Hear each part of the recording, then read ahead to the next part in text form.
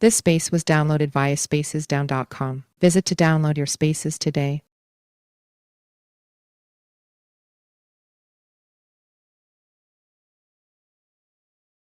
Fuck! What the hell happened? Fucking shit! Could you hear me, guys? I'm so pissed off. Where is fucking T? Oh man. If he was playing with the fucking platform, that was not funny.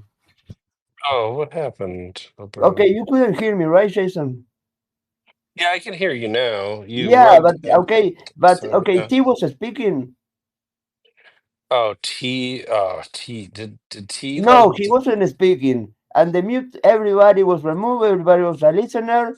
Oh no, fucking, that guy was playing with the fucking platform. Oh, okay. Oh, fuck. I hate this platform. No, No, it's so no, fucking it vulnerable. doesn't, I This whole mean, platform is so freaking vulnerable, and it's driving me no, nuts. it's pretty stable. This is Twitter, this is Spaces, yeah. No, I mean, it's okay. He can play around. I love it, but don't remove. Come on, Oh, don't call it Twitter anymore. It's X. Twitter was better. no. Twitter is getting worse and worse. It's a piece of shit. Come on, go blue sky. Yeah. Dexter, can you do a thumbs up if you could hear me when I was yelling, T, fucking talk to me, and I was muting Oh everybody. no, no. Ask Alexa if they can fix No, not X. Alexa, Dexter. Jason, how many beers have you had? Oh, I've had a few. But no. Okay, I have had at least a six pack. Uh-huh. No, hey Alexa, how do you fix X? I'm not How do you? talking to Alexa. Fuck you, shut up, Alexa.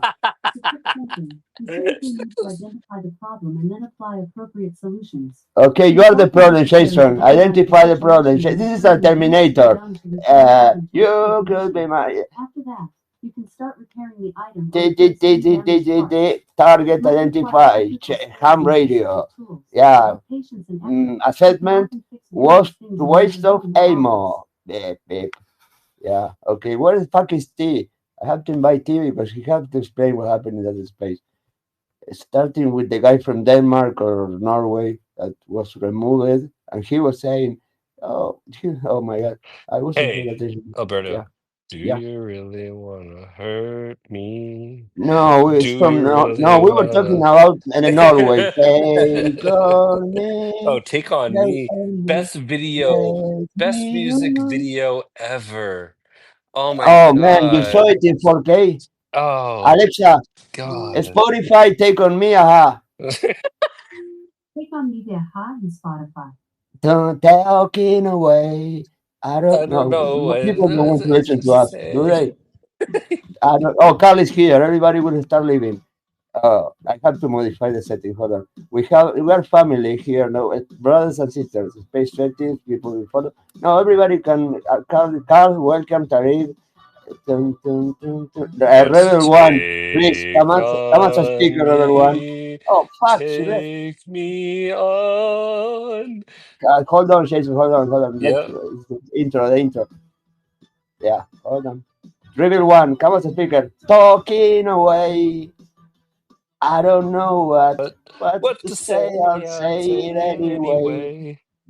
Today's on my day to To find follow you. you. Shine away. Away. And don't go away. Take on me. Take me. Alexa! Oh fuck, I cannot stop that bitch. I'll Gone be in a day gone. or two. Where's the guy from Norway? Or Denmark. Needless to say, once again, throwing away. Why are you muting yourself, Jason? Don't make up to me. Hey, Why people are showing everything. up? Say I'm sorry. Take Take on on me, me. Take on me. Take take me me. on. I'll be I'll be gone in in a day or another two. or two. Boom, boom, boom. Rebel One, come into the stage. Rebel One, last call. Come on, Rebel One. You are requested to come into the stage, Rebel One. Ooh. Where's the guy from Norway? I mean, Denmark. Sweden, Where's Finland. Yeah, then it comes Rick Astley, never gonna give you up, Jason, okay? Oh, you know that, Alberto. Yeah, no, you need six more beers. I know you. Oh no, Oh, oh no, for no, no, me, no, no, no, Alberto. I can have as many she's beers. in our You're life. my brother. Just to say you're falling away. I know Oh, it it's a says you shine away. hesitate to Take take on. on Alexa, me. stop, please. No, Thank you. Oh, T is here. T is in the house. T, T. come. We have a few questions for you, Mr. T. Come, grab a seat. You want a coffee? Yeah. Where were you? What's happening here? I don't know. We're investigating. T. Hi, T. Welcome to the space. What the fuck happened in the other space, T? I don't know. What did you do? Oh, no, no, no. I know what you did. Yeah, it's okay. It's okay. I know what you did. It's not a big deal. T pooped on It's Alberto's okay. face. Yeah, you're the bad cop, and I'm the good cop. Okay, okay. T, tell me why the fuck? I mean, why the fuck now? Why was my space completely fucked up? I don't know. Okay, you don't know. Okay, tell me. Do you know if this platform can be modified, altered in any way that the controls that the people have or don't have can be, I don't know, changed by certain third party here? Are you aware of that? No idea. I know Okay, people. I know you I for know a people have while, said it. and I have certain tweets, logs of conversations that shows that that is not correct. Actually, shows here at least I have some script that was created by you that actually can alter the emojis on the client side that other people see on their apps in the space that are not the ones by default supplied by the platform. That is a modification of this system, and that might be something that is not allowed by the terms of and the conditions and all the laws and all that. As Rebel One would say, oh, always the law. Yeah, you're violating the laws of this platform. Are you aware of that? But it's I okay. cannot We can confirm solve that. We nor can solve that. deny It's okay. these It's okay. accusations. No, no. I mean, by the way, you can have a lawyer, but you don't need a lawyer. Trust me. We can solve it. Okay. Um, just tell me, did you fucking do something? Because that was amazing. I love it. If you did something, my respects. I love not having the mute everyone more time. I love what you did. If you did something, yeah, my respects. It wasn't a crime. It was wonderful. Thank you. If you did, I know. Okay, that silence says it all. He fucking did it. Yeah, my respects. Alien, yeah, they're fucking your system all the time. Anyway, Rebel One, how are you? Rebel One, Hi, hi, hi. I'm welcome to the okay. stage. How are you guys?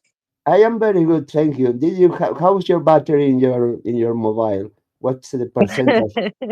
Yeah. Soon it's gonna be, soon it's gonna be, down, but I'm No, no, here no, for no, now. no. Last night we have a proof of concept that a cellular that was at 8% actually could last like about 8 hours after 8%, and that is was from Listen, you.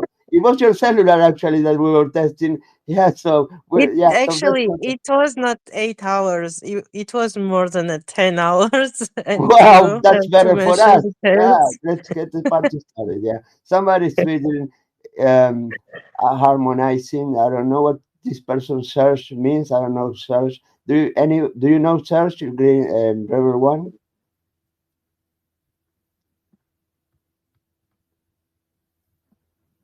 No, yes. Okay, nobody is admitting anything. T, would you be my guest? Hey, Jason, are you taking a beer? That's why you are not speaking? Oh no, I'm playing Call of Duty. What? Call of Duty. Yeah, I'm playing Call of Duty Mobile. Oh, you're not playing with Shellfish. No, no.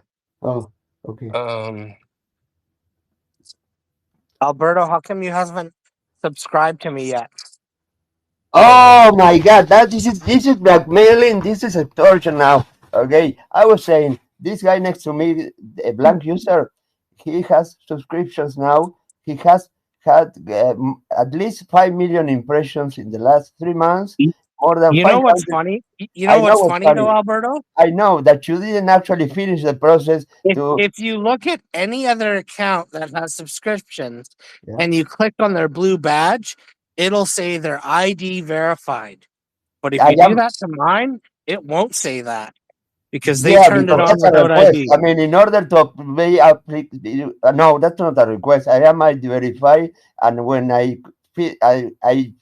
did all the process in order to apply for subscriptions, I wasn't required ID verify. It was blue Well, check mark. It was 5 million impressions and 500 verified users or something like that.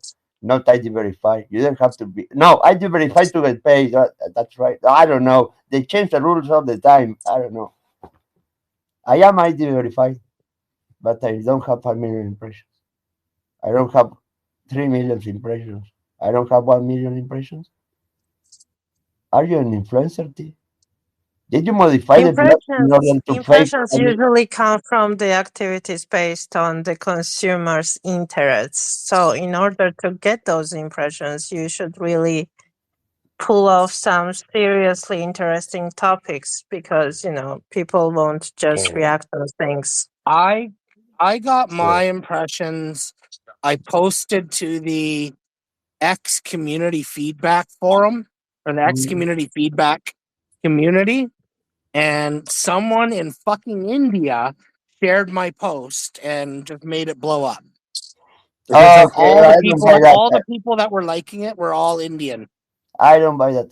Okay, I don't buy that. I mean, I think you No, modify I the buy process that. somehow. I kind of buy that. Yeah. You what, Jason? You disagree with me? Oh no, no. Well, no, I don't disagree. Well, Yeah, you do. um, Oh my God! Somebody no, can help me there's here. just been a lot of friggin' Indian like scams going on lately. Indian More than scams. local, or Okay. more Well, now, what than. do you think about romance scams, Jason? By the way, What do I think about them? romance scams. Romance scams. Yeah, they're pervasive. Like it's all over the place. Mm-hmm, Um, mm-hmm, mm-hmm. Okay. Is there any way to? No, no, never mind. what? Okay. But okay. Well, like I help people with romance scams. I'm in a team called Orca, Oh my God. and What? yeah, we help people. How do you help Um, people with romance scams? um, well, when they get like, so we train them. We educate them. Okay. How do you? I mean, how do you educate people? I mean, how? What are the main fields about? What are the main pillars around? Oh, the main. That's a good question. That's a great Yeah. question. Yeah. So, like most romance scams start with, "Oh, you're very cute," and yada yada yada. You make a you do Jason, a you did whole. that to me. You once told me that if you were gay, you would marry me. Remember that? Yeah, but that wasn't a romance scam. That was Okay. That yeah, was a romance scam. Would never say it's a romance that scam was no, that was just because I'm half because you Italian. love me. You're good. Yeah. Okay. So no, No, you don't love me. they Oh my God. yeah, of course I love you. Oh, Um, well, thank you. all right. So it usually starts with, maybe, it's like they find usually what they do first is Yeah. they find your social medias, they Yeah. find like your posts on Can whatever we do this way? For example, platforms. imagine I am being targeted by And a romance scam. Imagine right. me myself here. Okay. Yeah. Okay, so Alberto, somebody would know that, from the Yeah, public web, they know you went to jail and yeah, they, for doing the right thing and yada yada yada with cybersecurity, yeah. yada Somebody yada, Googled my right? name and found out that. So, Yeah, that's what people so do. there might be somebody from like Russia or Sudan or whatever. Let's pick Lagos, a country. Nigeria. Lagos, Just Nigeria. pick a Yeah, just pick a country. It doesn't matter. Yeah. There's bad guys in every country, including USA. Oh, So basically they pretend that they're a woman, generally, or vice but versa. I don't like women. I mean, And you like me and you love and me. and Yeah. and yeah, they might start like, hey, hit me up on Telegram. You're very Mm. cute. I heard Oh, about thank that you you. were in You think I'm cute? jail. Oh, And yeah. It was hard. Yeah. yeah, No. and that's so not fair. And then Yeah. they Yeah. what they do is they try to, like, make a connection with you, Well, and you're like making a all connection with that me, thing, Jason. You're saying so right? beautiful things about me. No, and I'm just and playing this. Okay, But this is this is okay. they know how to do this. They do it all the But you time. know how to If do it it, Jason. didn't You're just work, they using me. wouldn't do it, right? Come on, Jason. It's just a So game. it's just a game. That's right. Yeah. Um, Okay. So, Jason, do you and think it was unfair, really? Because it was really tough. I mean, well, no, I mean, but this is how these romance scams okay, work. Jason. Is Okay, okay. You know what? they I am in love with you, Jason. Let's Hold make. I on, know. Alberto. Hold on. Okay. I Okay. just want No, to no. point out that Surge is now known as Blanker. So sorry, sorry. What? Surge has rebranded to Blanker. Oh, that's why her emoji is her. Sorry, her profile picture is blanket. What do you mean? See? Look at her profile. Oh, no, now it's her profile is normal, but during the whole day, I've been seeing her turning from this profile to a white one. Oh, anti-sec. Oh, God, no. Mm-mm. Nah, like I Hold was on, in what um, color, what's happening, T? Can you explain? It's white now and it says Blanker. Okay, for me it's normal, but I have seen changing that all day since yesterday. I've been seeing that behavior in her profile. She was changing from normal to white. Okay, now it's a refresh, and it's still normal. But I have seen that all the time. How is that? What's going on? Okay, now in the notifications, it is white. Yeah, blanker. Hold on. What's going on? T, can you explain that? Really? I don't know. Don't ask me. Okay, T, it's okay. It's okay. I know what you did. I know, but it's not. I mean, everybody can violate the rules, terms, and conditions of a platform. That's not something serious. We can solve it. I mean, just tell us what you did because we already know. So just repeat what you did, and everything will be fine. Now, okay, if how could somebody or what is the reason why that should hypothetically have done? I don't know. I have no idea. I thought that was bulletproof and nobody could alter anything here. This is Twitter after all. It's bulletproof, isn't it? No, let's quote Ham on this one. Everything can be hacked. Who are you, Plain Shane? I'm your friendly Canadian Oh, anonymous Shane. By the way, Shane, scavenger. I have a question. Do you think that my prison time was fair or unfair? Absolutely.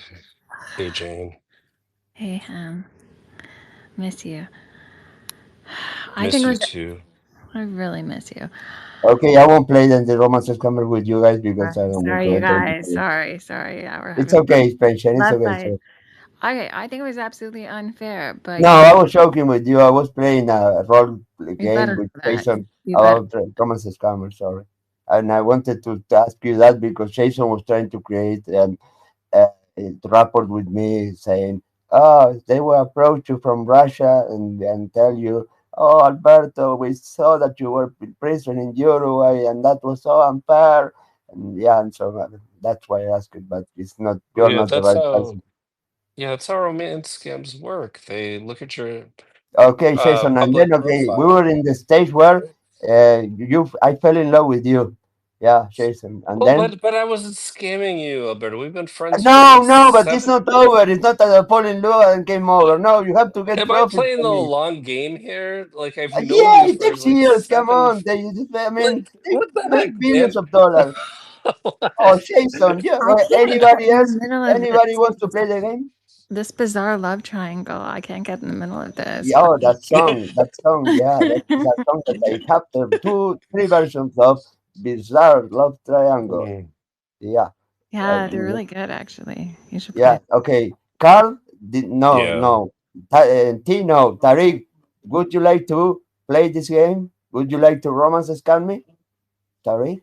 Romance scam you? How would I do that? Oh no, you don't Oh, qualify, Carl. you want to hear a Sorry. good one that I heard I don't lately? qualify. Yeah, it's about romance scams. Do you guys want to hear one good one that's been running around lately in my DMs? Go ahead, yeah. It's really funny. It's actually so hilarious. I can't I can't stop laughing at it. So I just keep allowing it. I'm not entertaining it, but I just keep looking at it. Okay, so basically, and I'm really glad that X now has a filter for some of these, but it'll be like account number, password, balance, 1.9, like almost like $2 million USDT. And then it'll be like hughub.com. They've been recently coming after me, and I'm in serious trouble. I have to leave for a while to keep us safe. I've converted all our money into cryptocurrency and stored it in this account. Please protect it and carefully and take good care of our child. You mean everything to me. I love you more than words can say. Please wish me luck. I'm like, I don't have a child with you. Another one comes from Wow. a Natalia Gomez. Another one, exact same message. Another Oh one yeah. from a Jenna Yeah. Malone. Oh, here's another. No, that's a different one. I keep getting, but they started out different, as in like. I had a good one on Oh, here, Telegram. They wanted to buy my username, oh, and they offered like $30,000 in crypto. oh wow. It was 25. It was 25. They don't No, I insult. talked them Slam. up to 30,000. I told you if you want me to be the broker, and you told me no. They lowballed at 25,000. I tried going for 50, and they were like, "Mate, come on!" And then they said 30,000, and then they sent me.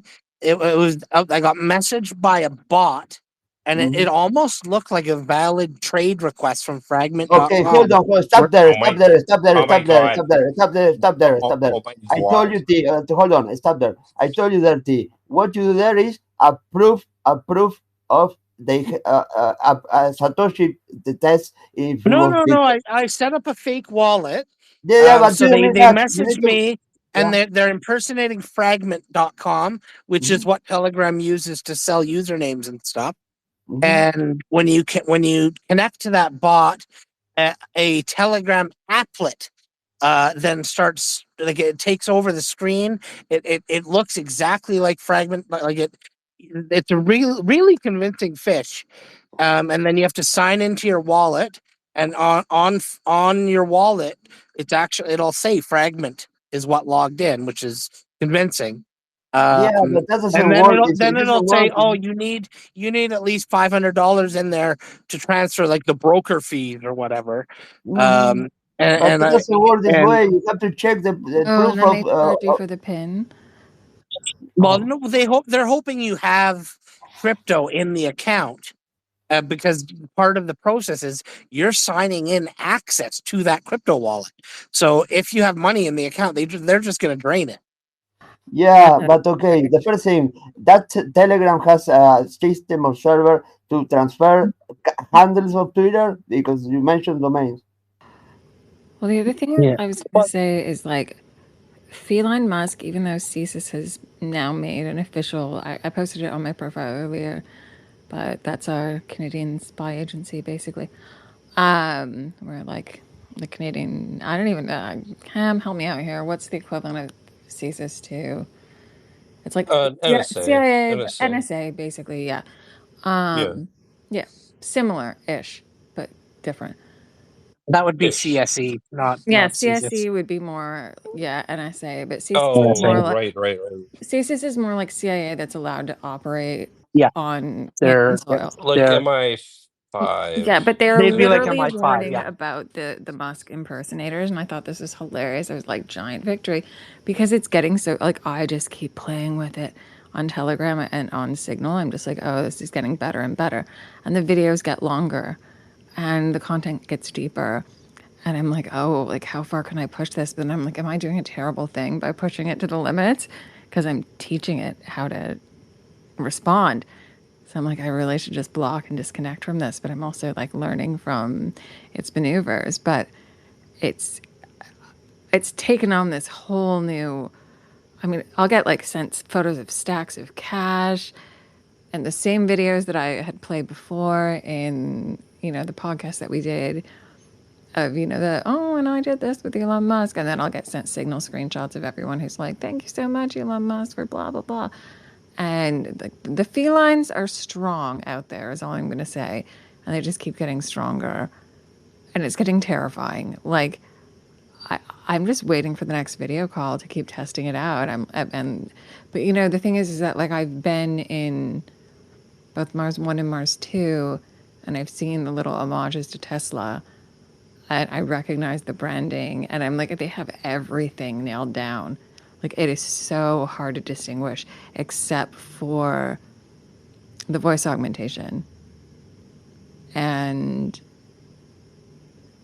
the pressure building. I mean, those are like definite tactics, but the romance scamming, there was even like a heart-shaped locket that was sent to me, and I was just like, oh my God, this is hilarious. Like, okay, like, let's see how far I can push this. But then also I was like, I'm in the hospital right now. Can you leave me the F alone? Like, slow it down for a few days. But they're even learning on that one to slow down and come back. And it's a really difficult thing to warn people about. I don't know how else to say it. And they'll come on with, now the new thing is, I'm just so attracted to your personality and I've admired you online. And a celebrity like me. And the other thing that I've noticed as well is that they'll at first block calls from you and then slowly start to reverse that so that you're allowed to call them. Do you understand what I'm saying? They won't necessarily answer until they build up the video. Do you know what I mean? To represent. But at first it's like, this is exclusive. And then it's like, now you're in the club. Now you're in the cool kids club. Now you can be in the ultra cool kids club if you just do this. And I'm like, okay, give me your steps 1 to 4 in terms of how I could actually profit off of this. Can't do it. They can't do it. It does not compute. So that's one thing that I've caught it on. They cannot put it down into bullet points. So I don't know, maybe I just gave somebody. Yeah, no, regarding that change, Jason just told me that he wasn't aware. He is in a group of people supporting. How was it, Jason? You are in a group of people that helps victims of romance scam or prevents romance scam. What is it? Yeah. I am a member of a group people of What is it called? it's called Team Orca. And Uh-huh. we help it's not just women, it's sometimes young men. Yeah, I mean, it's men and It's women targeted. yeah, it's through through it's just the shit we always see, like when they get doxxed, or they're being stalked. How do we reach them? I It's mean, do you reach people creating awareness, or people reach you after they're we have a victims? team. We have a Uh-huh. we have a team online on Twitter and on Blue Sky. And Can you share the um handle so I post on the nest? uh I can't right now, Mhm. but because it's kind of closed right now, we're thinking about opening it up. This is through agents that find people on social media that have that ask for help. So, and then we bring them in our signal, and then we help them. And so we it, that's how it is right now. Now we might open it up to be. I've been talking to everybody on kind of opening it up to be more accessible. But we're trying to figure out everything, how that's going to work. Um And because unfortunately, most women, let's just face it, go through, especially today with the, oh my God, I can't believe I want to say this, the information age. Well, the internet, right? So the internet, What? um, What? Sorry. the What? info, shut up.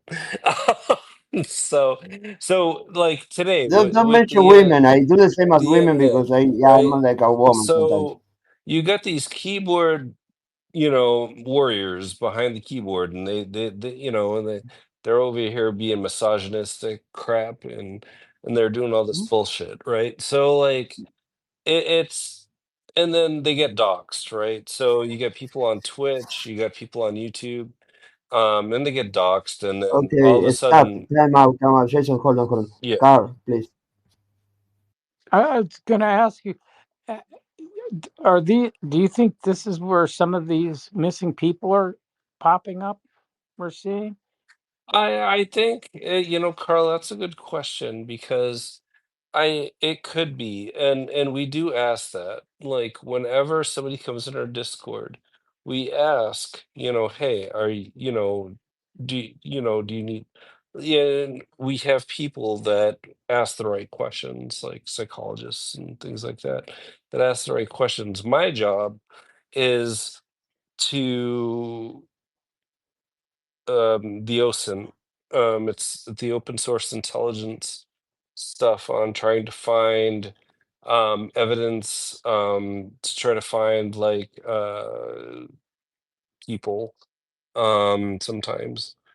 Um, and it's but it's there's about 25 of us that are doing this. Well, Um, Twen- the only reason I'm 20, asking because there's a lot. 25. Sorry. Oh, 25 people no, are in the group. yeah, it's not that Jason, many. But that's a we're lot. no, but we're just citizens that are doing this. It's no, not that's like, good. What? yeah. Yeah. Well, sorry. Before we go to Shane, what is? Can you share the handle, please, of the account of Twitter? Oh, I can invite you to the group, Alberto, if you want. No, Um, no, no, no, I mean, it's not for me because or I will Carl, not I'll fall invite in you a to the romance group. scam. I mean, Direct I'm signal. impossible to touch. I'm in business. No, they cannot hack my heart. That's impossible. Yeah, I think. Yeah, okay, but you know what, Jason? You told me that you love me, right? Well, yeah, I love you, bro. Yeah, I know. yeah. Anyway, Shane,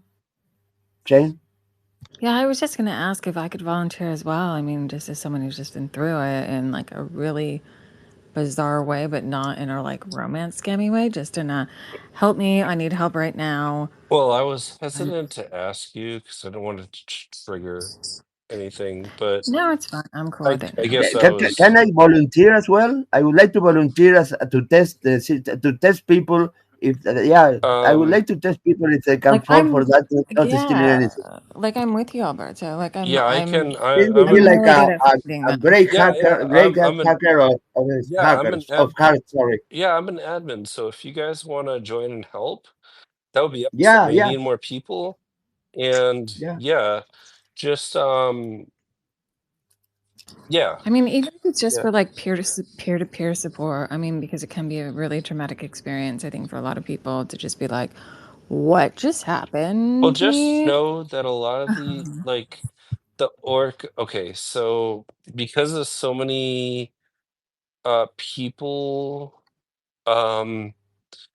in Signal, it kind of breaks out in other Signal channels, and like we Oh my God! If I need help, this is too bureaucratic. I mean, I need people to support me. yeah. Um, This it's is I it's mean, I have been destroyed emotionally. I uh, mean, I have lost a lot of money. This is traumatic. I don't want to go through all these 25 people contacting you via here. Come on, I need help, help. I, I mean, well, I think that was the biggest horror story on this one, which is like after all the things happened, I still had the dude coming, and like after I called every single authority that I could possibly find after I went into hiding and et yeah. cetera, et cetera, Still had the dude coming after me trying to get me to pay his phone bill and guilting me. Well, I mean, I get I'm 2 or not 3 even romance joking. scam contacts every day. They want to stop. I mean, I They won't mean, stop. well, I wonder how many attempts do they have to? It's like fishing. Out of 1,000 mails or 100,000 mails, how many people fall into those scams? That's a good question. Just before we continue, Lulu, welcome. How are you? First time you come as a speaker here, Lulu. Oh, I'm okay, thank you. Okay, nice. Any questions? Do you have any experience being a victim or being a romance scammer? Oh no, I was just wondering what Ham was talking about when people were getting doxxed by streamers, because like I've seen that a lot. Oh, okay.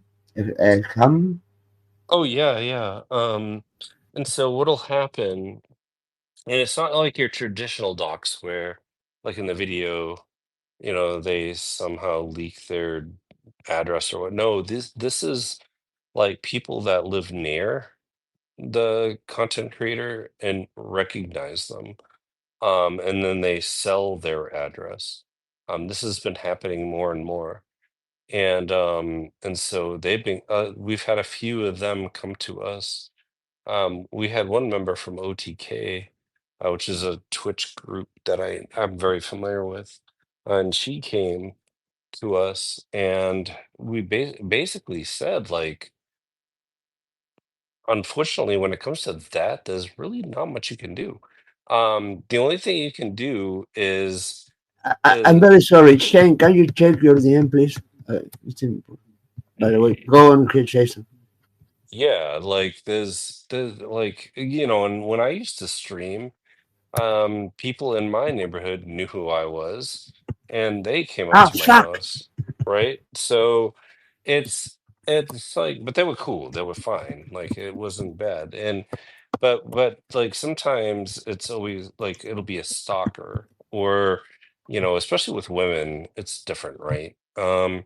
And with women, it's, you get stalkers, I mean, you guys have it so much worse. Fuck. And it like, fuck. It's Shane, basically our job was to make them accountable. So, like, if it, we would ask them, like, do you know who they were? If they didn't, like, can you find out? No. And then we'd say, okay, keep doing what you're doing, and we'll try to figure out, through photo, like if they had a doorbell camera, they'd get their photo. I could then like reverse image search, the photo to try to find who, over OSINT. And then 9 out of 10, I would find the person, and I would be able to give that person to the person who was like being like stalked, or you know and they can get a restraining order.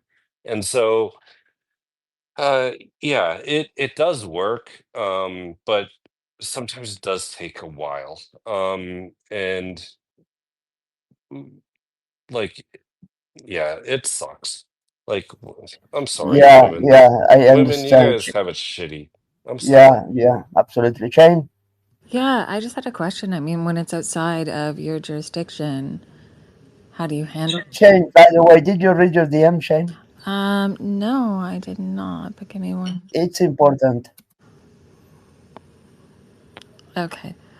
Um, yeah, no, I've got you. Yeah, I saw it.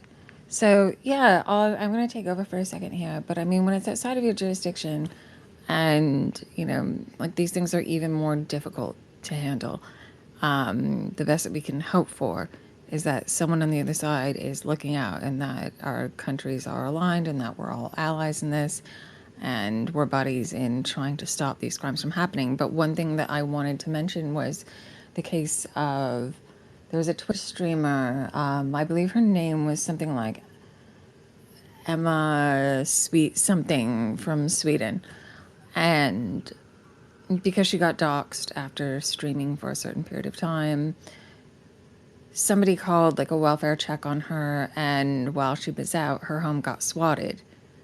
And she came home and her home was rampaged. And this is like one of the worst stories I've ever heard. And it was, something that I learned kind of early on when I started taking cybersecurity very, very seriously, was just listening to this woman's story over and over and over and over. Be like, okay, what do streamers do to protect themselves from this happening? And, sort of like Hem said, that oftentimes it's local, but sometimes it cannot be local. Sometimes people will travel wide distances to track that down. And there are only so many things that certain people can do to prevent it from happening. Oh, And, unless we're talking registration with Interpol, I mean, that's a question that, could arise. well, Alberto, you might know something about that. But yeah, and it's mostly young women that have to deal with this. Guys, yeah, sure, we deal with it a little bit, but not like young women do. And when young women are on Twitch or YouTube, they gotta they're fuck, it sucks. Um, People suck. I'm sorry. People suck. But like well, you say they're that, but I like mean, hi, we're all here because we don't suck, and because we're trying to I fix know, it. I right, do but suck, Shane. I do suck, but but hold the on. platforms need to do a better job on giving content Yeah, creators like more security, absolutely. Yeah, right? that's And absolutely something that is in a video that is from is in my timeline that I will put as an introduction. It's a very interesting video that was posted a couple of weeks ago. Let me check. And one of the people in this video, why do I have to log in Twitter? What's going on here? Okay, I don't know. One of the people in this video that is a person that also is an organization that is helping victims of romance scams uh, is going to be in a space this week. It was going to be in 2 days on Tuesday. Which organization? Do you mean like EFF or something? Or Hold on a second. I would like just to play a little bit of that video that is on my timeline, but my timeline is so fucking oh, huge. Okay, well, hold on. you guys know. Hold on a second. First. Maybe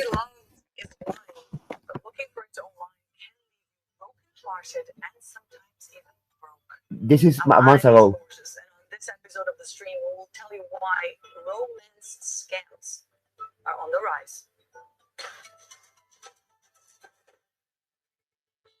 I was part of a romance scam on Facebook, and it has honestly been one of the most terrifying and odd experiences of my life. How many women do you think you've catfished? More than 10? More than 40? 100? For how many years? Sounds like that too. They always hide behind fake profiles. These pictures and selfies that fake Brad Pitt keeps sending her, they're all AI generated. Shocker, I know. And of course, Anne doesn't know this. I have never dated someone with that much masculinity in them. We need to stop blaming victims of fraud.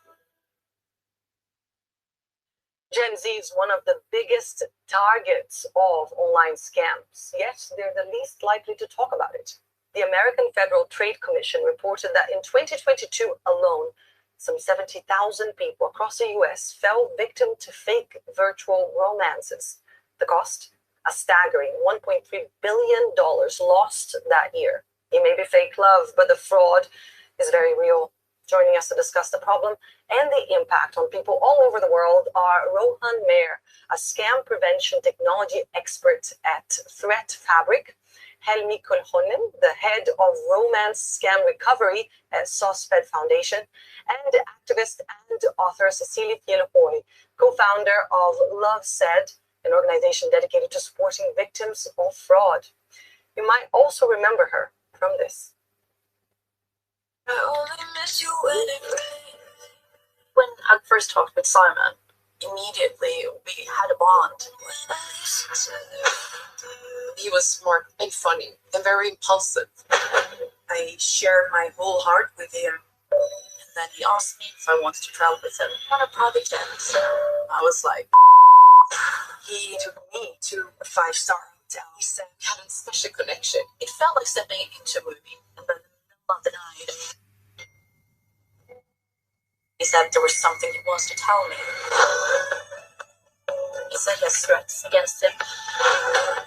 He needs for cash. $20,000, $30,000, $140,000. His life depended on me. That's when police tell me the man I love was never real. Everything's a lie. Cecilia, you're known around the world for that very difficult experience with the Tinder swindler case. But for those who have not watched the Netflix documentary, can you tell us in just a few words what happened to you? Well, it was back in 2018, and I had just moved to London. I am from Norway.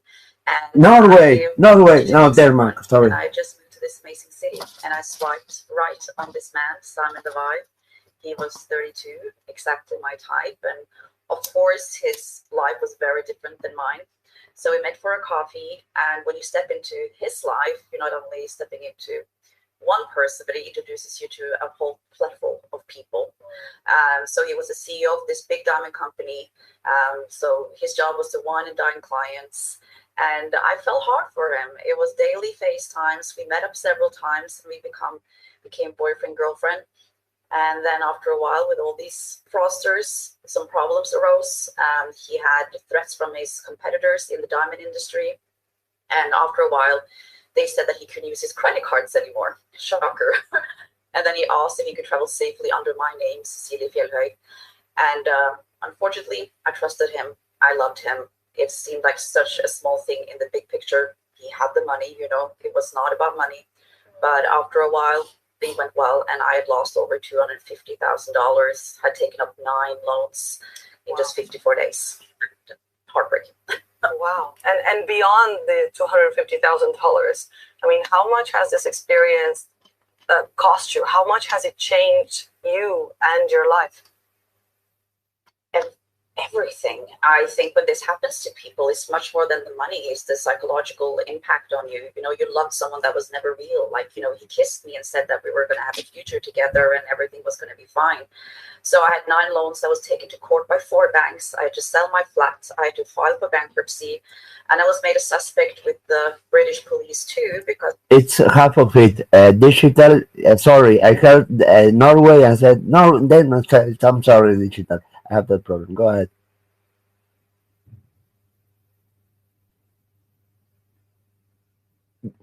Digital? You have your hand Patty raised. can hear me. Sorry. I'm kind of lost for words here, because what I'm hearing is what happens to everyone. Boy meets girl, girl meets boy, whatever. One of them is an asshole, and they split. Or one of them is cheating on the other one, and they split. Or one is how do you in Danish you would call it massive, but like living off of them. But that's what I see. And here's the worst part. And I might be just like the only one here. All of these fucking crybabies, they go online. Most of them, they sit in positions where, do you want to see my cleavage, and how much cleavage do you want to see? And when I listen to her talking, she's immediately falling for this guy because he's so handsome, he's so interesting, he's giving me so much attention. And I mean, like, where did you go wrong in life not to know that people are acting like this? I mean, that's what I don't understand. And the worst part is, I know that legislation is coming afterwards, further down the line, where it's going to be like, oh, you want to be online? You have to have an ID, because otherwise we can't protect these snowflakes out there. So we need to know who you are online. And I already have this in Denmark happening. It's happening in the USA. Sorry to interrupt you. It's happening in the USA right now. It's going. It's a law that every dating site has to actually identify that people can identify those profiles that are suspicious, and everybody who has been contacted by this profile has to be informed about that. All the sites that are dating sites have to comply with that in the USA. Yep. I'll give you an even worse example because this is what happened in Denmark, and I think we're one of the leading governments in the world when it Yes. comes to e-government. Yeah, Well, I in think Denmark. Estonia, but But that's discussable. Yeah. just give me a second. The thing is, our what the culture minister, yeah, he's the one that deals with Facebook and all that crap. Yeah, he wants everybody to use Mid ID, which is like a national ID to get anywhere. It's for our bank, it's for everything. He wants to use that when we log into Facebook. He actually went to Mark Zuckerberg to ask for, an implementation of this. So this is where it's heading, where we have these fucking snowflakes that get TV time, and somebody's pushing this along the road. And I understand there's a problem, and some people get fucked, and but when I see this is why I said streamers suck, because when I see streamers, they're out there, and some of the women streamers out there, some of them, not all, some of them, they tend to, sell themselves, right? In, let's say, in a way where, my daughter wouldn't do that, or I wouldn't want my daughter to do that. Let me put it that way. Yeah. That's all I'm saying is that, like, this problem is something they created themselves when they went online in order to, get fame or whatever. Okay. And now I'll shut the fuck Yeah, up. can I disrupt you for a second there and just say, Yeah, but before we go with that, what you're it's saying? interesting. Yeah, but before we go with Shane, it's very interesting what you said, and that what you heard is from Tinder Swindler. That is not a typical case of romance scam. This is more elaborated because actually the woman was meeting in person the criminal, and the man was meeting the woman, and it was a Ponzi scam of romance scam. It was like very particular fraud, and this woman not only fall for that attention, that yeah, all those things that you mentioned, but also for all that glamour and flying private jets, expensive cars, that luxury life. And many people commented after that that the women were actually partially guilty of, okay, they fall for, they wanted that luxury. I mean, they were impartially, yeah, putting the blame on those women that were falling for that, not falling in love really. But that's another thing. That is not a typical romance scam that is coming after in the video. But it's a problem that, okay, you are mentioning that it was created, but why is it that in the 90s when we had Match.com, but that I think it was the first known dating site, those things weren't a problem? I mean, truly there were cases where people were having an interaction, a relationship with somebody. I can answer that right now. Well, okay. Because in the 90s, we didn't have Twitch streamers, blah, blah, blah, all those streamers. I was there in the 90s as well as you were. I'm almost 50. So I know So how the am I. internet Yeah. looked back then. And I know how the internet looked back then, and I know how it looks now. And it's horrible. I mean, the internet is fucking garbage. That's my opinion, at least. And the way that people are branding themselves on the internet, frankly, it's kind of disgusting. Yeah, okay, I agree with you. In the internet is really completely fucked up. What we And I'm see, not saying everyone, but I'm trying to say the no, big, no, broad picture here. Yeah, yeah, because no, obviously there are people who are not, but the no, I broad understand. picture is, in my opinion. Yeah, it's not good to generalize, but Can I I add agree. something here, Alberto? Yeah, just let me finish. The thing is that on the other part of the video, you will hear the rest, and it has nothing to do with this thing that you mentioned about popularity, visibility, etc. It's about there are other elements that are not related to that. But Shane, go ahead. I have to disagree with that because she Okay. starts out by saying that she is invited to these fancy hotels and does all this dining and all this stuff. Well, Money was the yeah, problem, blah, blah, blah, but blah, blah. okay. The So typical. obviously there was something that hooked her. Yeah, the thing is that okay, romance scams as the typical case that are happening to I am targeted every day are not like that. I will never meet any of the 3 4 emails that I get from hot women that have a crush on me on a daily basis. I will never meet them because they're actually not women. They're actually not from the what they say are, and that I would never meet them. They're not real. uh, in this case, so far, what you've heard is a person who was physical. They have sex with this person. It was a different relationship, but so far, with what you have seen, I agree with you in those points. Shane, go ahead. And yeah, Okay, well, I have to disagree to a certain extent because I really feel like we're teetering on the line of she went outside in a mini skirt, therefore she deserved to be raped. And okay, look, I'm not a Twitch streamer. No. Don't pull Can you that not shit, because then interrupt I'm me? out. Can you please yeah. not? Hold on, because Shane, it's not about men Jane or has women. I mean, imagine that I am the victim. Forget no, about the skirt. of course.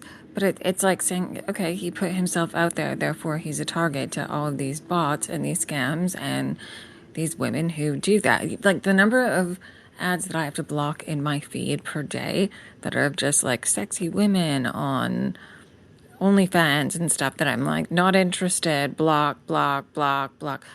It's all in my algorithm and I have no idea why. I get hit on equally by men and women and it's really, really bizarre. I don't know how that happened. Probably it's because Alberto and I used to I used to let you call me sir and I thought it was funny. We made some jokes about that. But Yeah. yeah, but I mean, Have you ever tied your account to? Have you ever been on what was that site you said? OnlyFans or Only never, whatever? never, OnlyFans. Yeah, I have never. an I So account on how would that OnlyFans. pop up in no. here? So How here's would that show up in yours? can Because I it doesn't show up in No, mine, and no, I've seen I it have an please account on multiple finish? OnlyFans. stuff. No, by the Can way, I I have please an account finish? on OnlyFans as a I had answers for you, and this is what I'm trying to get to, and you keep interrupting me. It's really difficult to finish a point when you do that. It's like doing mental push-ups. Please, please, just slow down. Okay, so when you talk about how you have much better laws there that are legally protected, well, we have a lot of laws all over the world that are, against a lot of these things, and a lot of laws all over the world that are for a lot of these things. So internationally, as a community, how do we come together to protect both men and women from these scamming artists? I mean, the only way to do it is through information share in terms of, okay, well, this is what happened to me, what happened to you, without overgeneralizing, without blaming, without blaming the victims, and while also trying to find the perpetrators. And I And think, while also taking some responsibility of what the hell it is that you're putting out there, because that's where it starts. okay, you just I interrupted mean, me again. Jesus fuck. Yeah, because it's so, I mean, Okay, it's so please, digital, please easy to stop. see where you're digital. going down this path. Now, please, digital. Let's get finished. I mean, we can all agree and disagree. It's okay, but let's keep it respectful. One person at a time. Let's have a speak, and then you can go. It's okay. It's okay. Let's keep it like that. Shane, go ahead.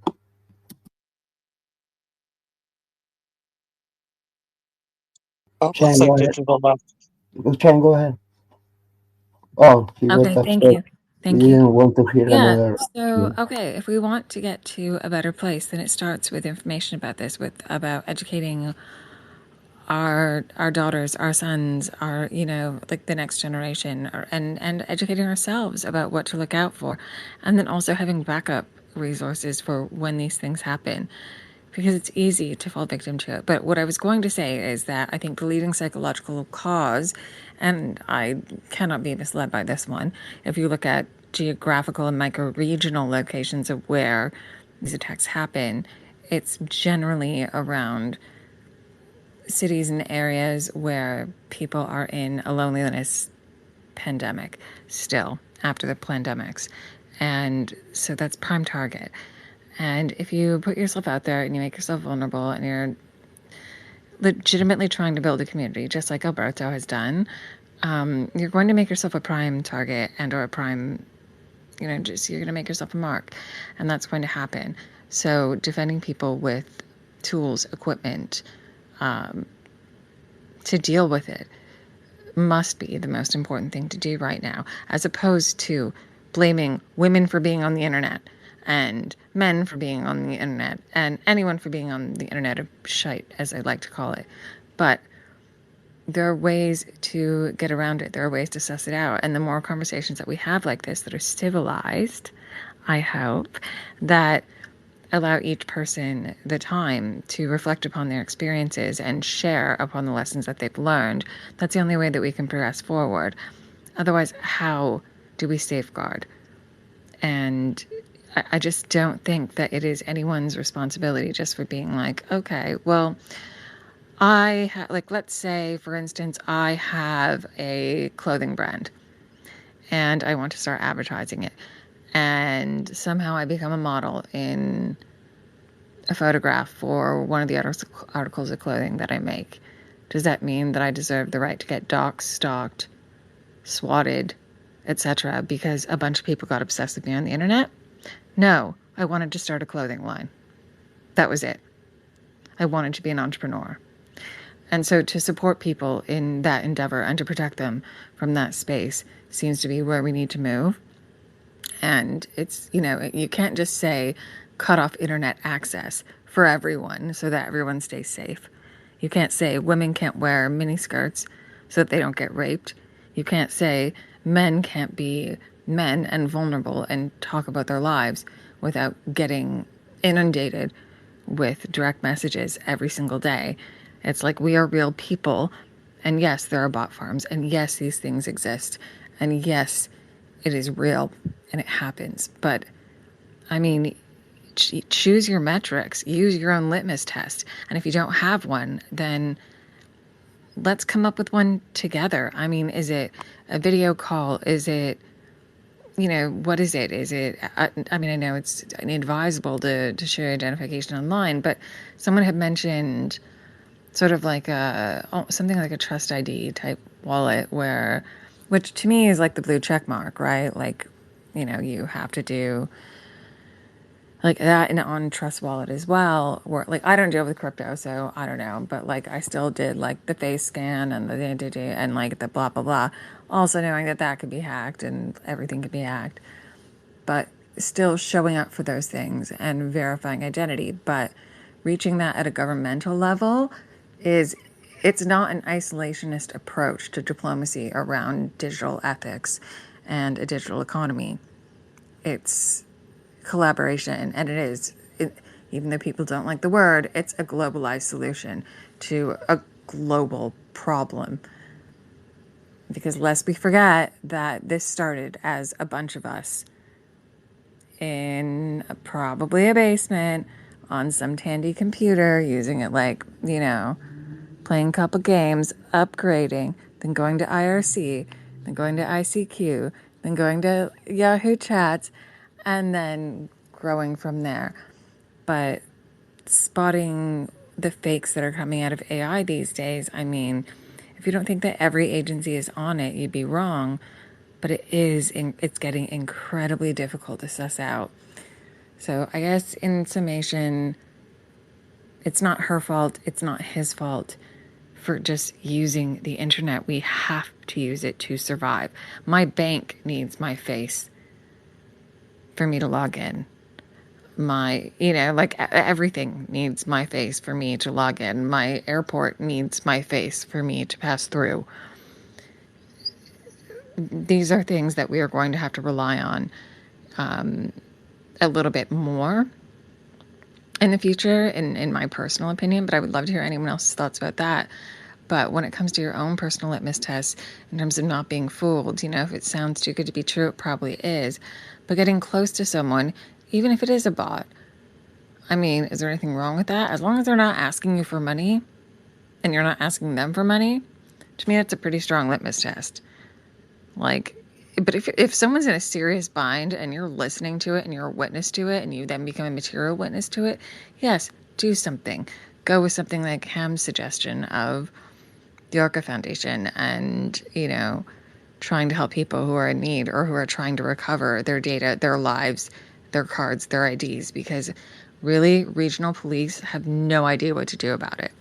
I went through a situation once where I went to the regional police, was like, I'm being digitally stalked by a person who was stalking me in real time, who had like raped and assaulted me this number of times, broken this many bones, and now he's following me all over the internet.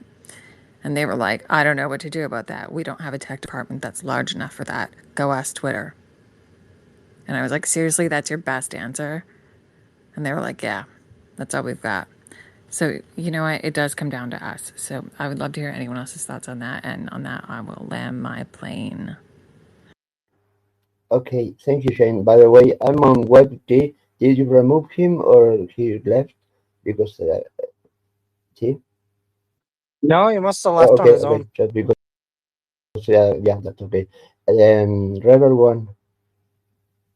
No, what I want to mention is that people don't get scammed because they're on the internet. People get scammed because they're vulnerable.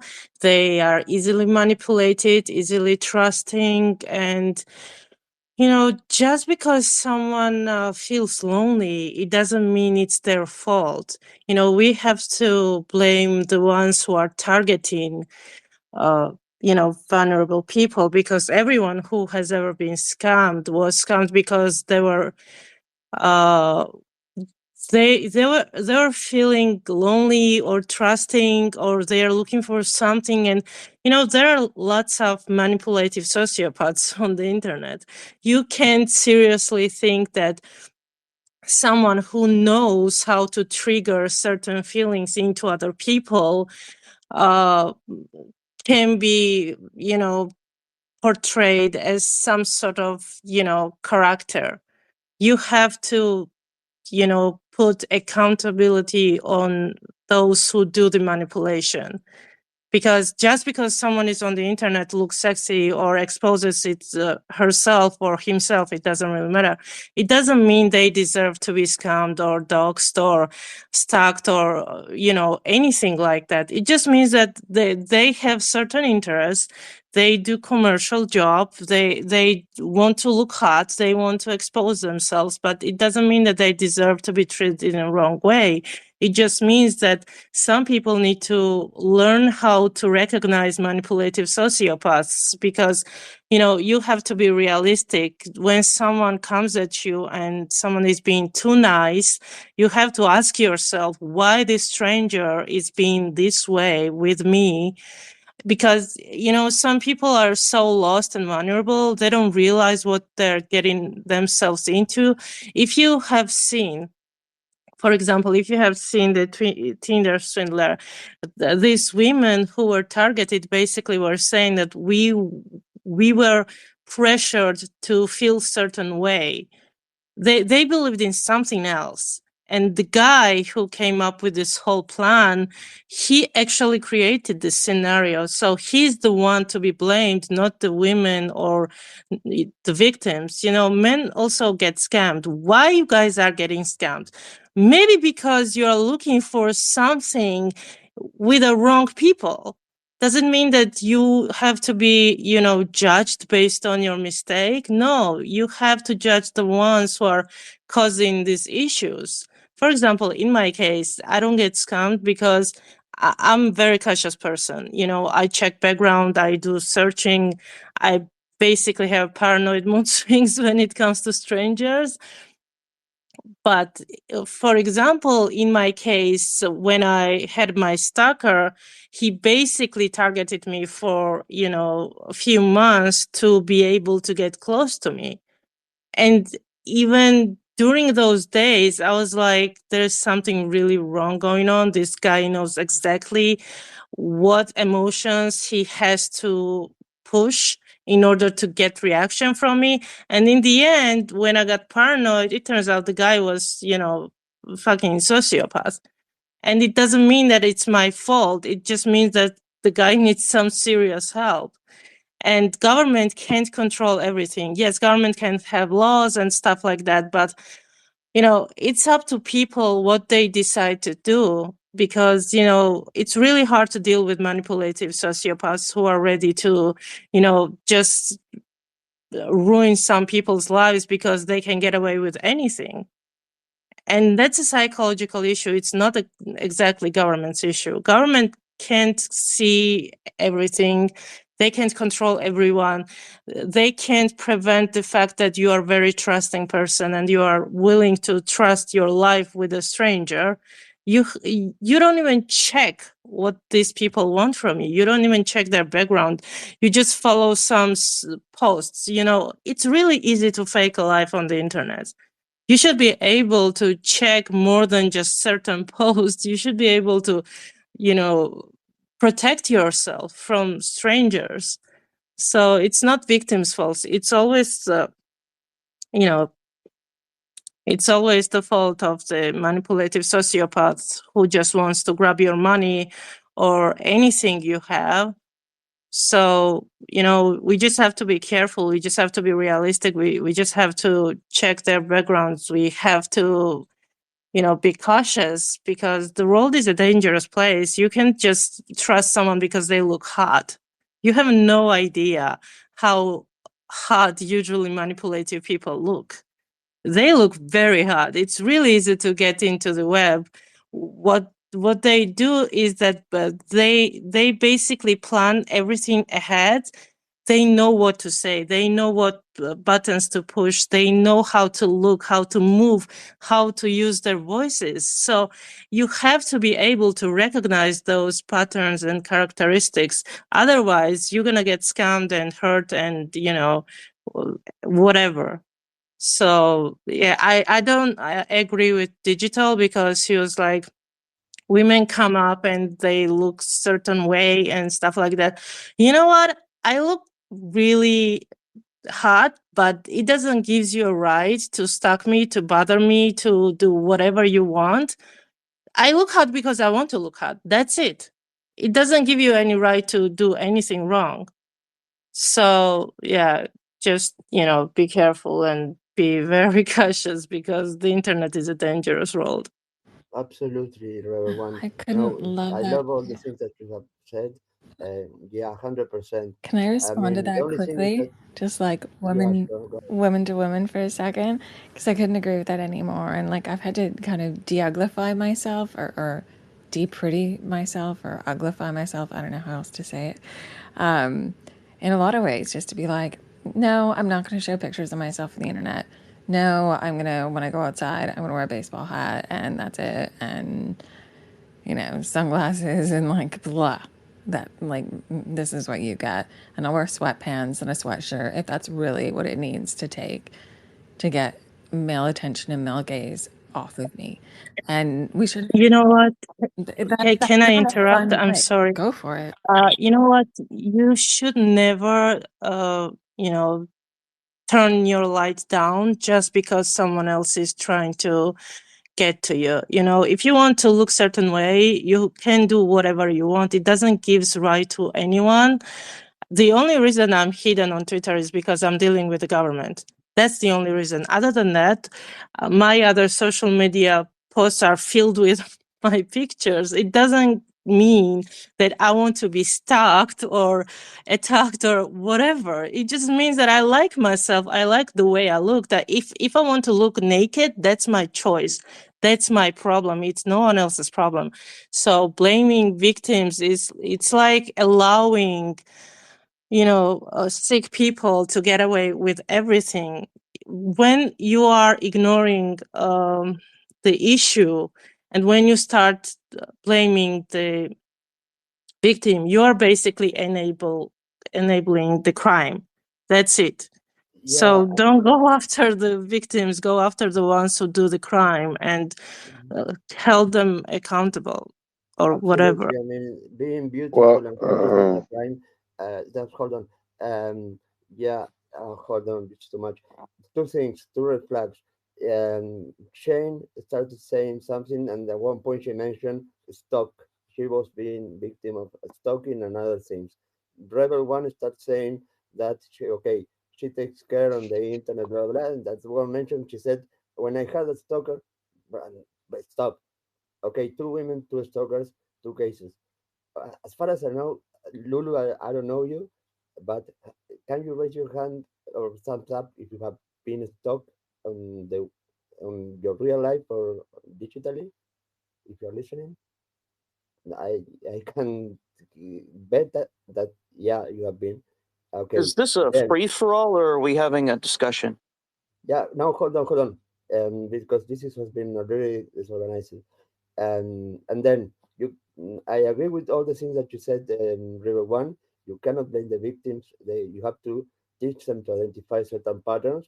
But you cannot expect. I cannot expect my mother, that is 72 years old, that uses the internet, to actually start being contacted and by in a certain way via email on a social network. I don't know, in any way that you can imagine, and detect, I don't know, being manipulated by certain individual wanting something for her, and she being the perfect target for that thing that they want. Yeah, I mean, there are other things that have to be taken into account depending upon who is the target. And you're a person you're mature.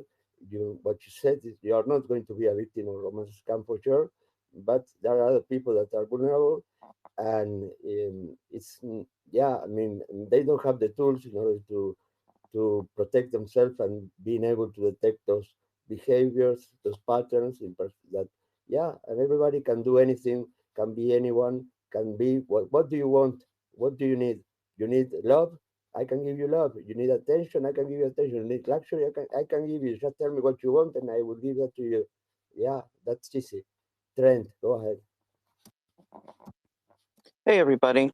I don't have any particular replies to anything specific, but I'm fairly familiar with the area. I've worked on it professionally in a forensic capacity before, so I wanted to raise some underlying principles that are pretty foundational in understanding how the process works.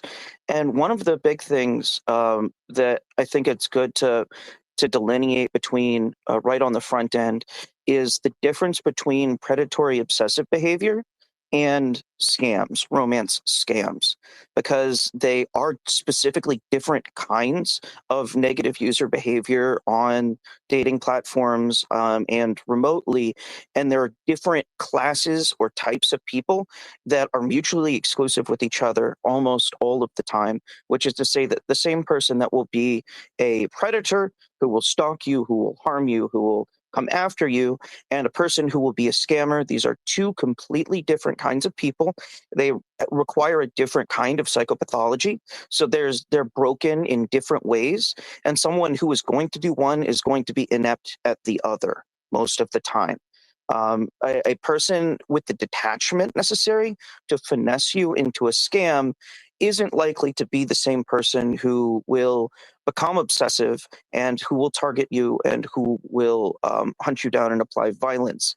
Now, there is a middle ground, so to speak, where there are state actors or revenge for hire individuals who are paid professionally in some kind of a respect. So they don't seek financial gain from you, but they're paid either as a part of a revenge porn contract or a this or a that to target you and solicit you and try to identify who you are and make your life difficult. And they'll be paid by an ex or a former boss or a family member or something like this.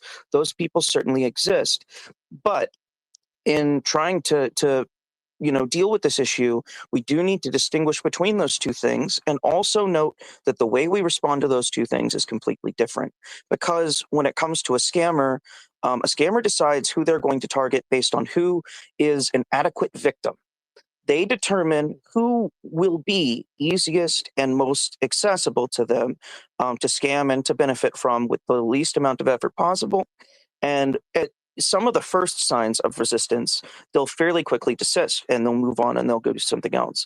So like a kind of scam that's very common in the high crime areas around where I am is a woman will have a profile, ostensibly a woman, maybe it is, maybe it isn't, who cares, doesn't matter.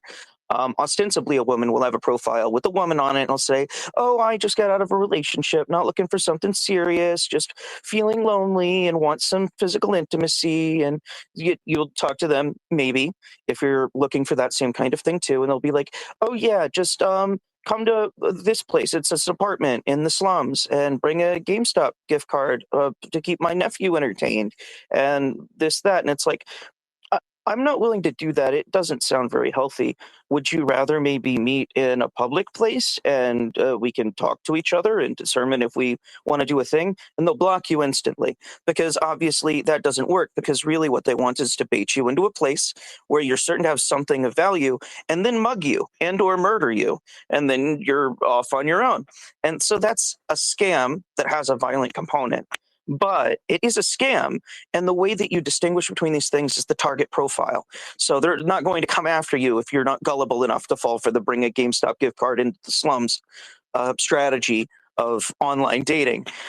Whereas if they are a violent, obsessive person, they will make romantic overtures, they will bait you in, but they will be unnaturally persistent and in a very obviously pathological way once you learn to identify it. Now, there's so many different flavors of that learning to identify it comes down to other different principles. And I don't want to hold the mic for an infinite amount of time and give a little lecture. This isn't Trent's TED Talk time. But I think when we're talking about the prospect of blaming the victims, and we're also talking about how to actually practically deal with the problem, it's important to recognize that the victims are chosen in one of these cases, and the victims are incidental in the other one, which is to say people who are obsessive will become obsessed with absolutely anything. They'll be like, wow, you look just like my grandma, and she was so hot, and now you have a stalker for the rest of your life. And that is not the same thing as I think my 72-year-old grandma or the 72-year-old grandma can probably be conned into signing over her 401k.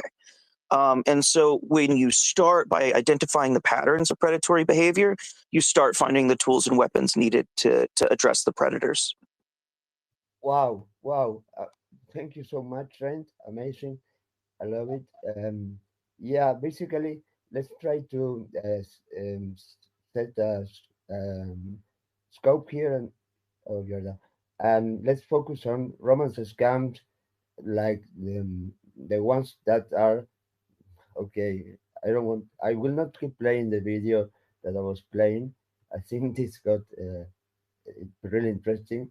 I don't know if you were here when I started playing a video, Trent, It or does get interesting, but Alberto, can I just disrupt for a second and just say, Trent, yeah, like, go ahead. Go ahead. Trent, I always look forward to you speaking, and it's always so informative. But I wanted to talk about the Venn diagram, basically, when those three sort of categories overlap, and you're stuck in the middle. And that's something that I don't think we pay enough attention to, which is that okay, you were targeted.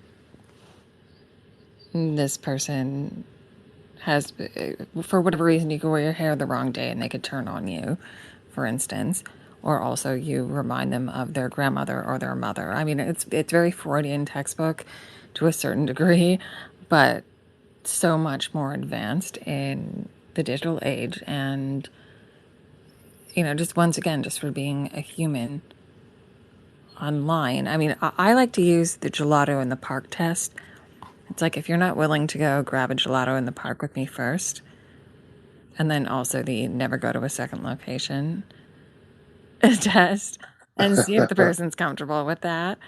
There are like many things that you can do if you're bringing something offline to online, but it's also the same rules apply in terms of I guess what we could say is digital connection, right? Like, okay, it's all fine and dandy that we're all talking here, but do you want to give me your number? Do I want to give you my number? Am I going to give Lulu my number?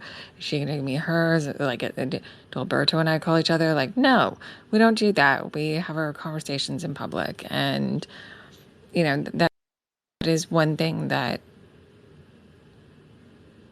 I think can keep people maybe a little bit safer, is trying to stay in that realm until, you catch those red flags or you catch what is really going on behaviorally. But, it unfortunately at this day and age, like it does take almost a master's degree in either digital forensic or behavioral or organizational psychology and or digital like I think I coined a new term today, which was It's got to go in the curriculum. If we're not teaching our kids this, they are fucked.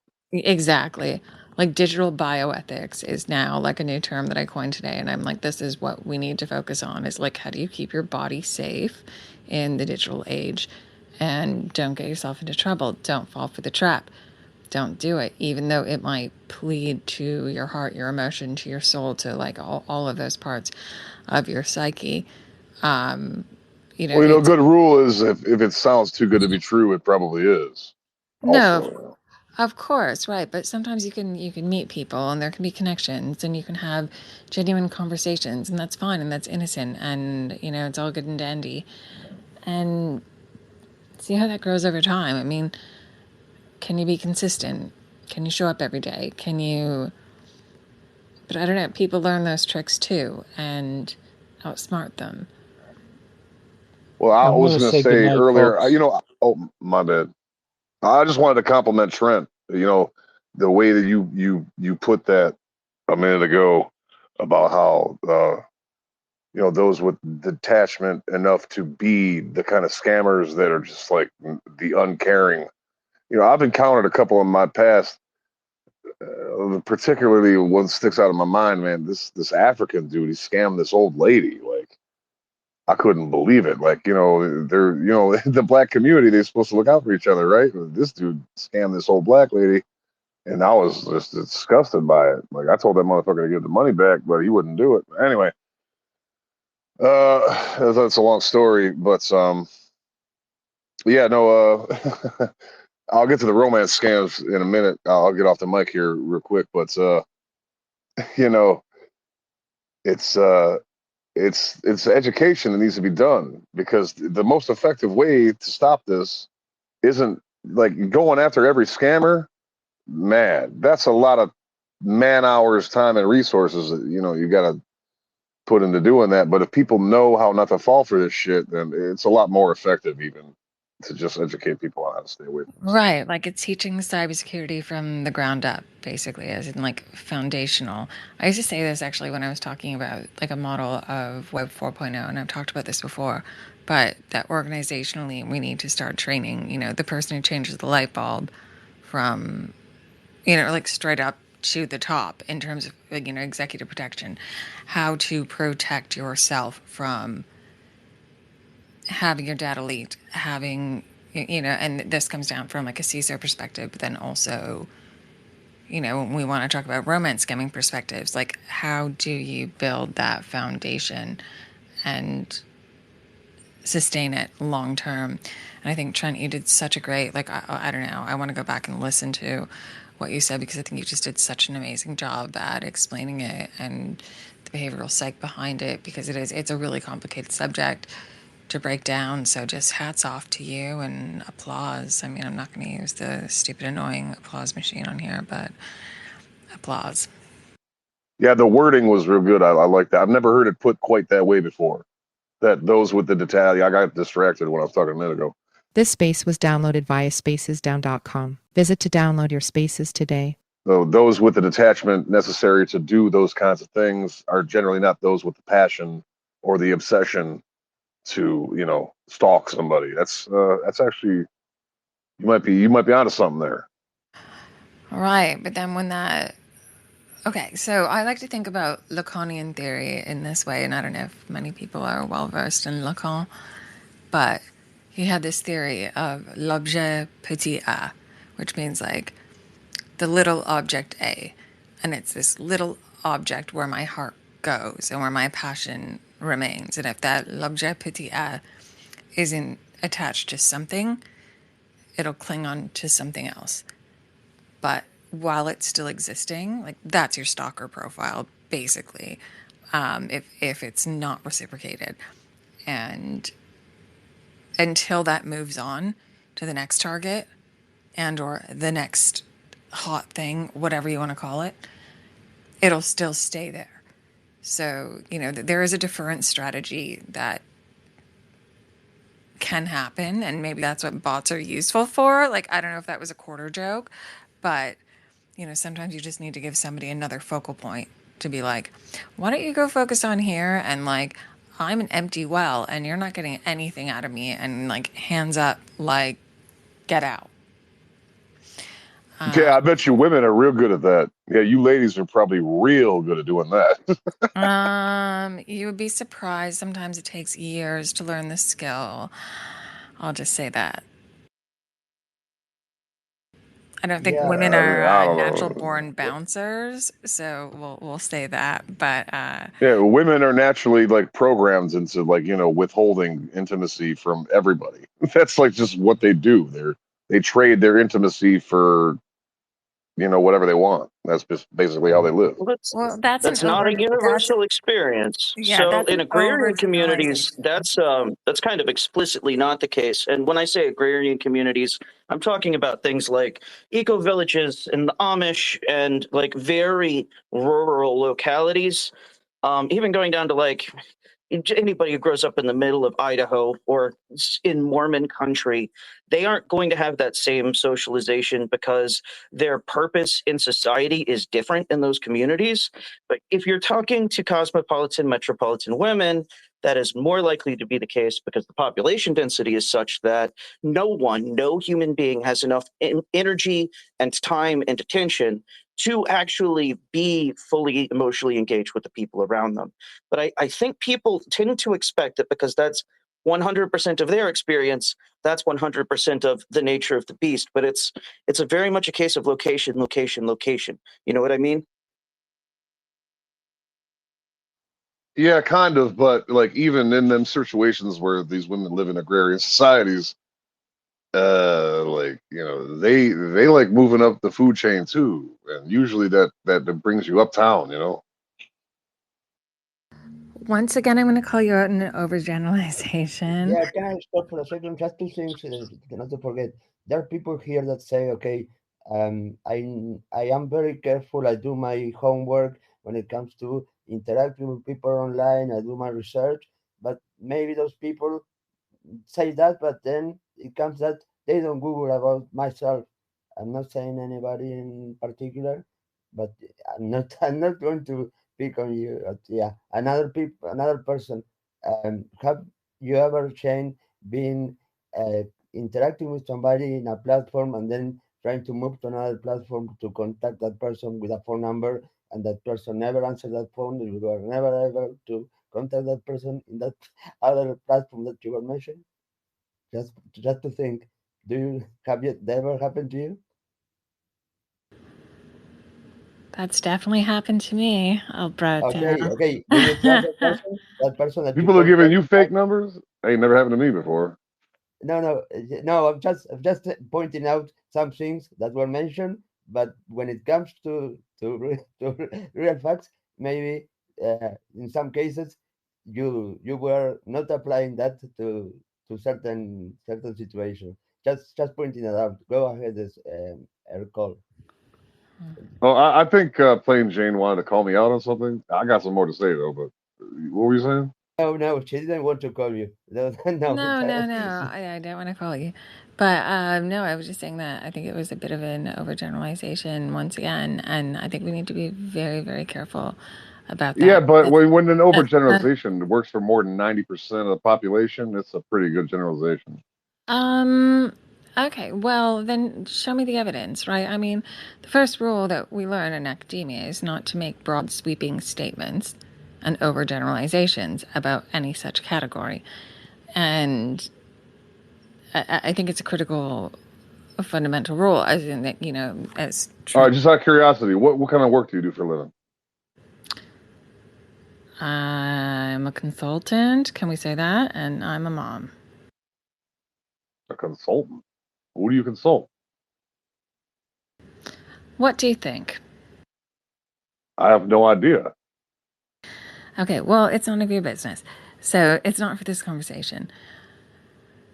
A boundary. Yeah, well, actually, it is. It's extremely fucking pertinent and relevant to what I'm talking about. Why is it relevant? Why is it? Why is it Why is What relevant? I was going to say is that, like, most women are in professions where, like, their social interactions of a positive nature are basically what they get paid to do.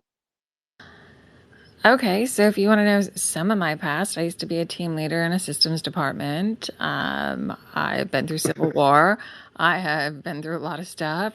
I have kept teams together when half the team has died. I've been to weddings, funerals. I've been to everyone's. I've been through bombings. I've been through losing bosses. I've been through, blah, I've been through the ringer. Okay, so can we just leave it at that and not talk anymore about it?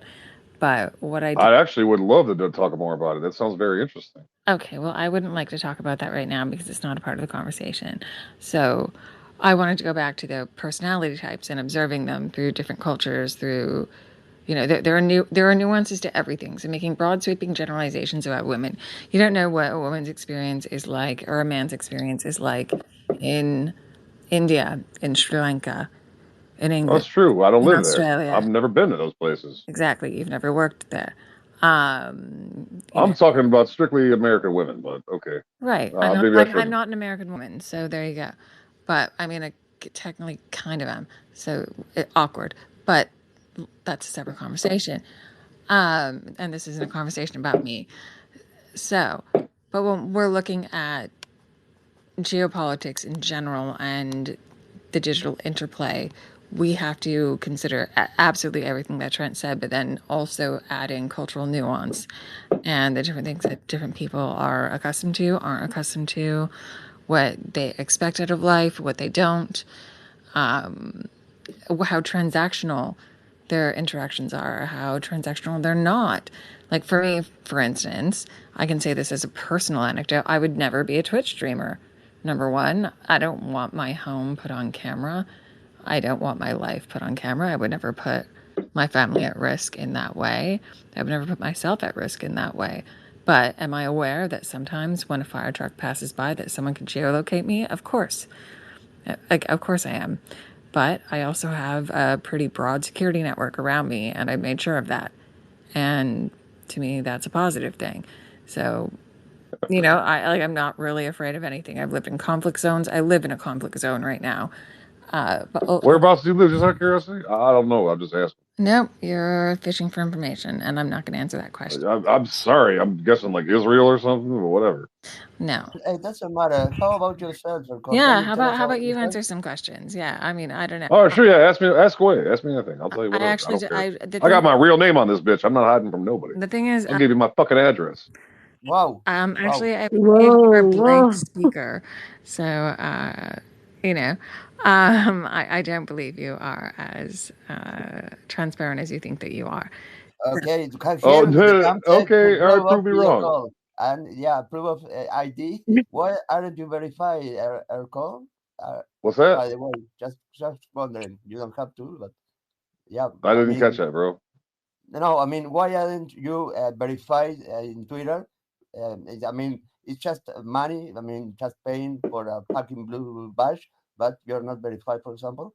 But you're Well, I using don't. your The only real name. reason I ain't got a blue check mark is it sounds crazy as hell. But I'm in a rough patch right now, man. I can't afford a blue check mark. As soon as I get some work, I'll buy one.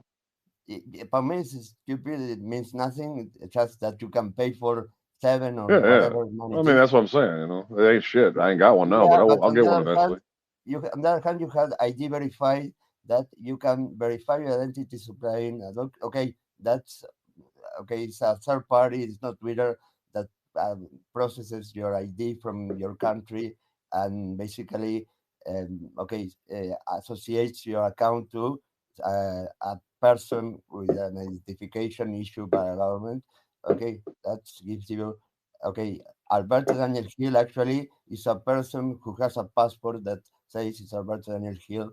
Okay, I can say that I am using my real name and I tweet a third party that has done all the homework verifies that yeah, that's it. Alberto Hill is Alberto Hill. That's it. I mean, wait, what? I didn't, bro. Honestly, I could not. I only caught like one out of every 3 words you just said. Okay, he said that he has validated his passport and his real name is who he says he is, and he is who he says he is. Some of us have jobs and or careers and or other lives where Yeah, we cannot it'd be nice. use real names and or we cannot have social media profiles, etc. So that has to be allowed. May I ask what you do for a living at all? For me, I'm currently unemployed. What's your education? I live in Detroit, bro. I'm in Detroit, Michigan. You heard of Detroit, Michigan? No, By I am Dearborn? not from the USA. I am not from the USA. No. You never heard of Dearborn, Michigan? Yeah, I did hear about Yeah, I'm right by there. Okay. Fair enough. Any questions, Shane? I think it's your turn. Go U of M. Hey, you know. Okay, Trent, can you please continue with? I mean, Shane was asking or inquiring about the intersection of these different. Yeah, the personality types and Yeah. the cultural nuances between. I mean, that's where. I mean, I guess like. I mean, I won't lie. Most of my experience with people has been like really shitty people.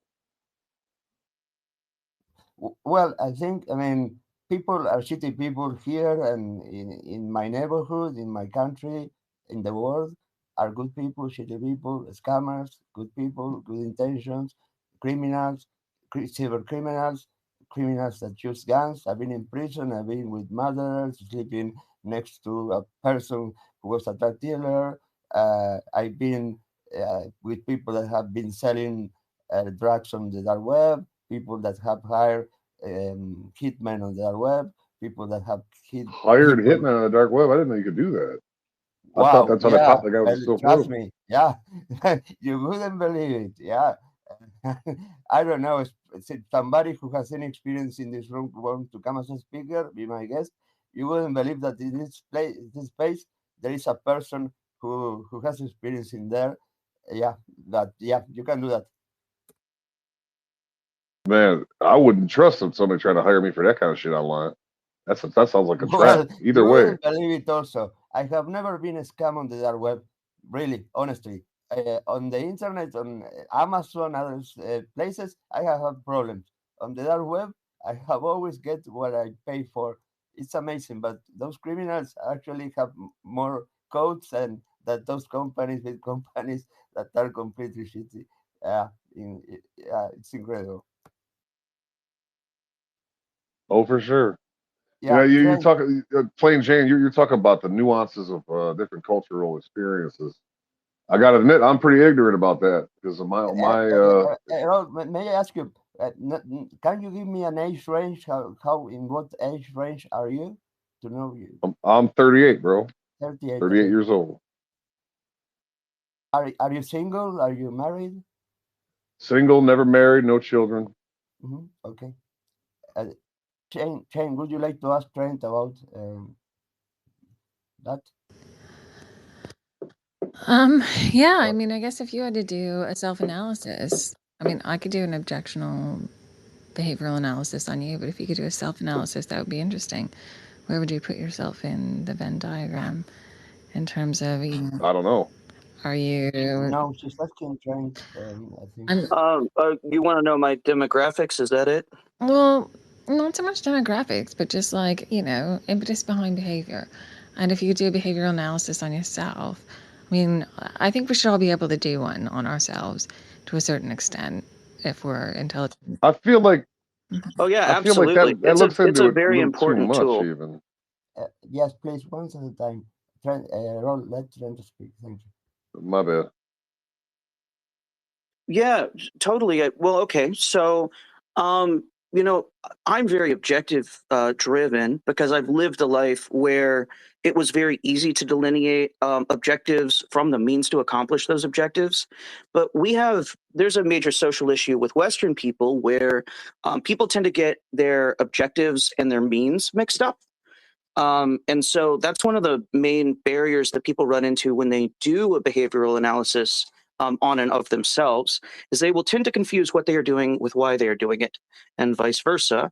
And so, it's part of my job. I would need to take an MMPI about every 6 to 12 months for a variety of reasons. And so I'm very familiar with going through the various kinds of more aggressively rigorous and more credible psychoanalysis that's necessary because if you're in composite risk management, there are going to be hundreds of people and millions of dollars in international policy that are writing on making consistently well-informed, well-advised, risk adverse, safety focused decisions while also doing fairly dangerous tasks. And so if you aren't the kind of a person that fits well into that circumstance, they won't let you do your job. And so cultivating your mental health is maybe it's like job 2. Which is to say that, having a qualification to do your job is a job 2, whereas doing the job is job 1. So before you can even begin to do the job, let's say you're a doctor, a medical doctor, you need to get a medical doctor degree. And so for you as a student, getting the degree is job 1 until you get it. Now, job 1 is being a medical doctor, going through your residency or what have you. And at that point, job 2 becomes maintaining your credential. And so I certainly could do a very rigorous analysis on myself, but in this juncture, it's not necessarily in my best interest to do so. This is a recorded space. Do you know what I mean? Absolutely. But I'd like to know more about what you're getting out there. I think definitely being well appraised of yourself and being well in touch with your potential weaknesses and your potential vulnerabilities is a key element of not being victimized. Now, that doesn't put the responsibility for being victimized on the victim, but it does mean that a victim should be empowered with the tools to protect themselves. I think that's almost exactly the answer I was hoping that you would give in a strange roundabout way, which is that, if you are not equipped with the tools to be able to self-analyze. He just said he was, though. He just didn't want to do it here. No. I understand that. And yes, please don't interrupt me again. It is getting truly annoying, specifically while I'm trying to address someone directly who was just very vulnerable and honest in sharing his professional insight, which I believe should be respected, because it is a valuable insight. If you're not equipped with... Yeah, but you definitely, I'm sorry to interrupt again, but you definitely...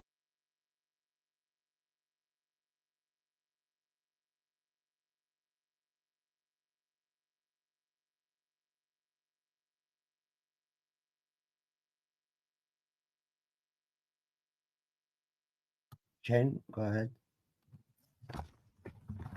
Shane. No, I was just sorry saying... about that. I missed that. My microwave is running. It kills my signal when that happens. So I don't know what I missed. Nothing happens. Just putting some order in the space. Shane was going to finish what he was saying. Then we were going to Spider, and then... No, I was just saying that I respected your response in many ways, but I do think that, there's necessary character building blocks of, okay, how do I see myself objectively, subjectively? How do others see me? Before I can make this risk analysis on someone else. And, without that building block of where do I stand right now in space and time, so to say, to kind of put... Well, there are abstract ways of handling it without that building block. Of course, I mean, there are red flags. Any other kind of method or strategy is going to have problems. Something we can do is we can think very carefully about what our goals are when we're engaging with dating and romance. And we can be very keenly attuned to whether or not the person we are interacting with is actually able of providing what we are looking for, whether they have what you want in whatever way. And generally the way that I look for it is I inquire as to their goals. And if they have goals that match mine without me already announcing mine, then they're much more likely to be a person that is worth interacting with. And if they don't have any goals that match mine, I probably don't have any business talking to them anyways. And that helps a lot. Definitely. No sense in wasting time, I don't think that sounds like a waste of time at all, actually, to find out what the I said there's no sense in wasting time. That's why you find out. That's what I was getting at. Right. Okay, I understand that. I understand that completely. Exactly. I mean, it's like, okay, well, how do you see yourself? How do you want the world to see you? What do you want to contribute? What is your aim? What is your... What is the prize that you're trying to win at the end of this race that we call life? Is it, are you searching for money? Do you want sex? Is it children? Is it this? Is it that? Do you just want to help people? And it's very difficult to love a humanitarian. Everyone gets that, generally speaking. But where do we overlap and how do those circles collide? Those are things that, I think that scam artists are getting more sophisticated at replicating, and that's troublesome to me. It really is. Because it's easy to take Yeah. a clip or listen to a recording and be like, oh, this person's like that, or this person's like that. So I'm kind of like, I'll throw the wild card in there, and I just like to confuse people sometimes, just to be like, oh, you didn't see this one coming, but like, this is a test. But probably only because I've been tested so much throughout my career that it's, I'm down for it. But it's like, okay, are you down for it too? Will you test me back? And how are we going to move around this and maneuver around it together? I mean, those are interesting litmus tests for me. But Yeah, I have I to don't tell know. you something. I have to tell you something. Sorry to interrupt you, Jen. I'm sorry. In the past attempts of romance scamming me, I've seen so much advanced in terms of AI when it comes to the approaches that is so fucking obvious for me that wow, it's amazing how that can be used for again for criminals and for those to be protected from them.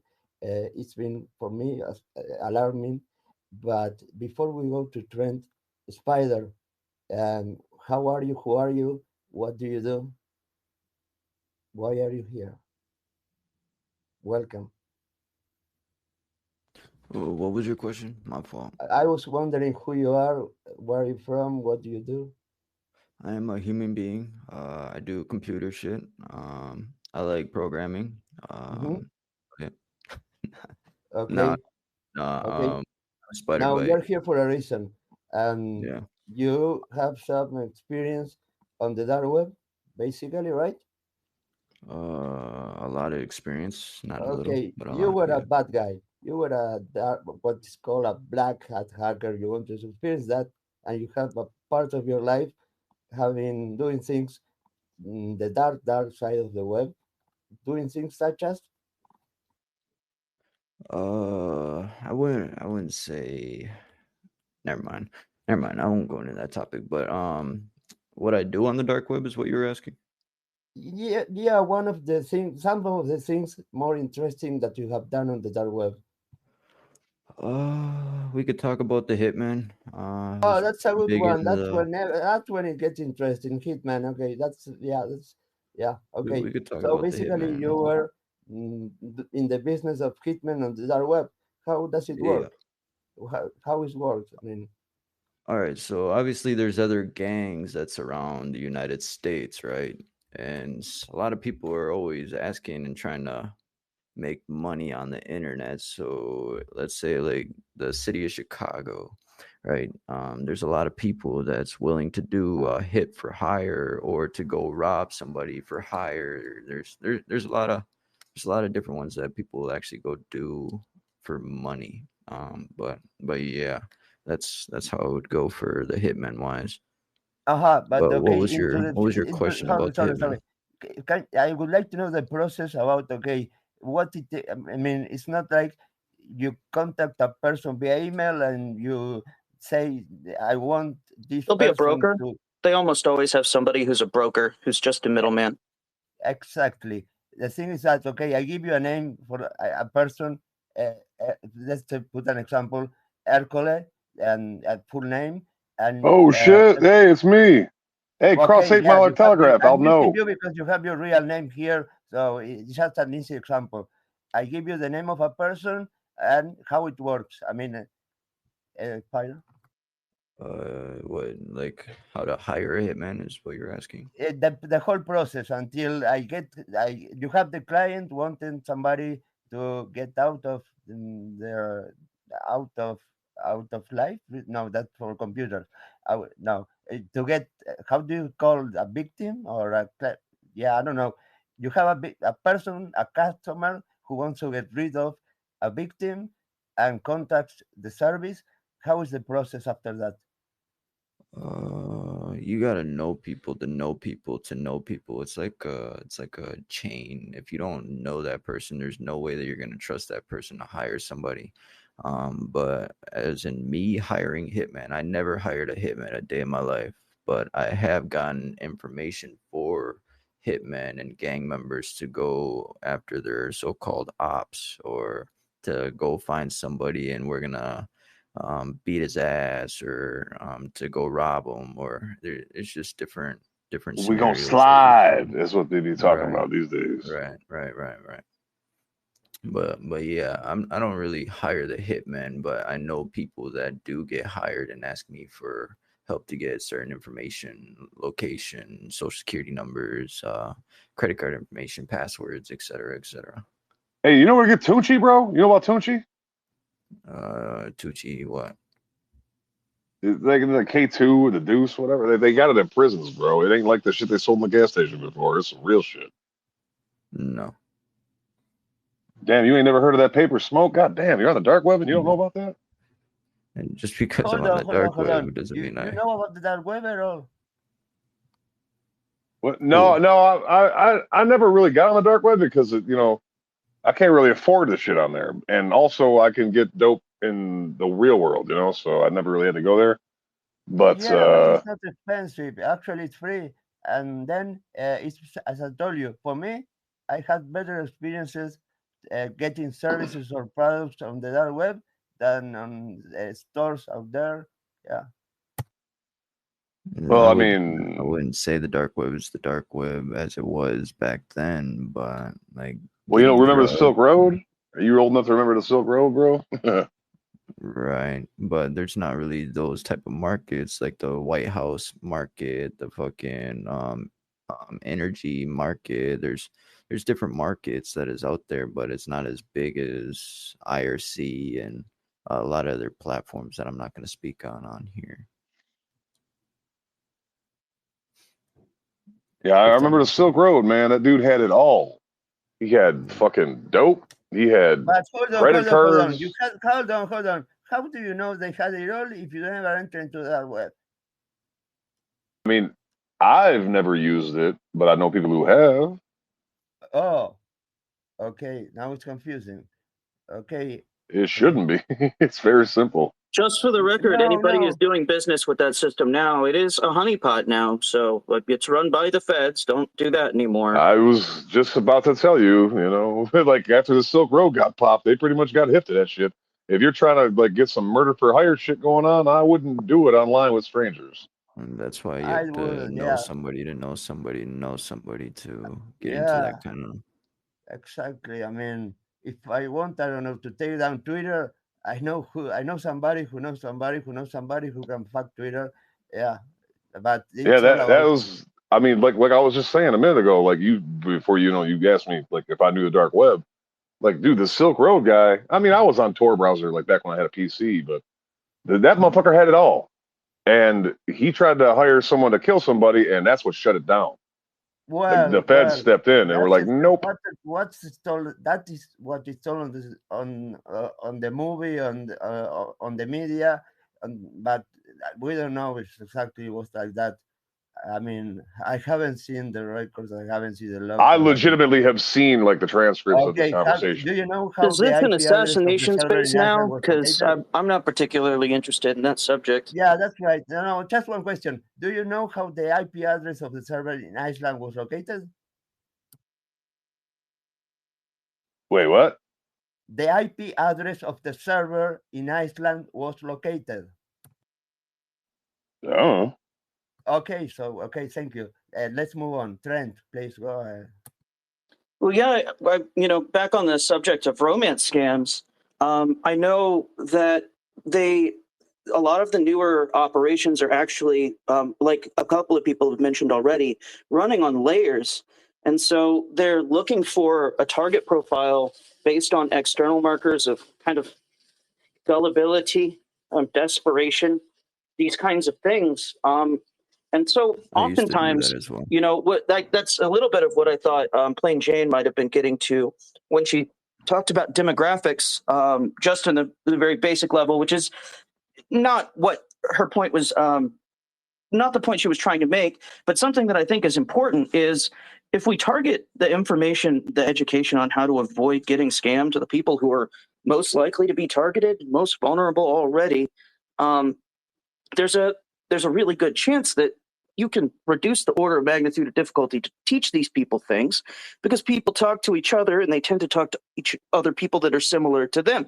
So, if you teach your grandma about people do this and this is how they do it and it looks like this, and now she at the bridge club or at the the Pilates for seniors or bingo, wherever, she can, tell people what her granddaughter told her about, and they'll be like, oh, wow, that's interesting. Then, you can kind of get the ball rolling and use the community you have.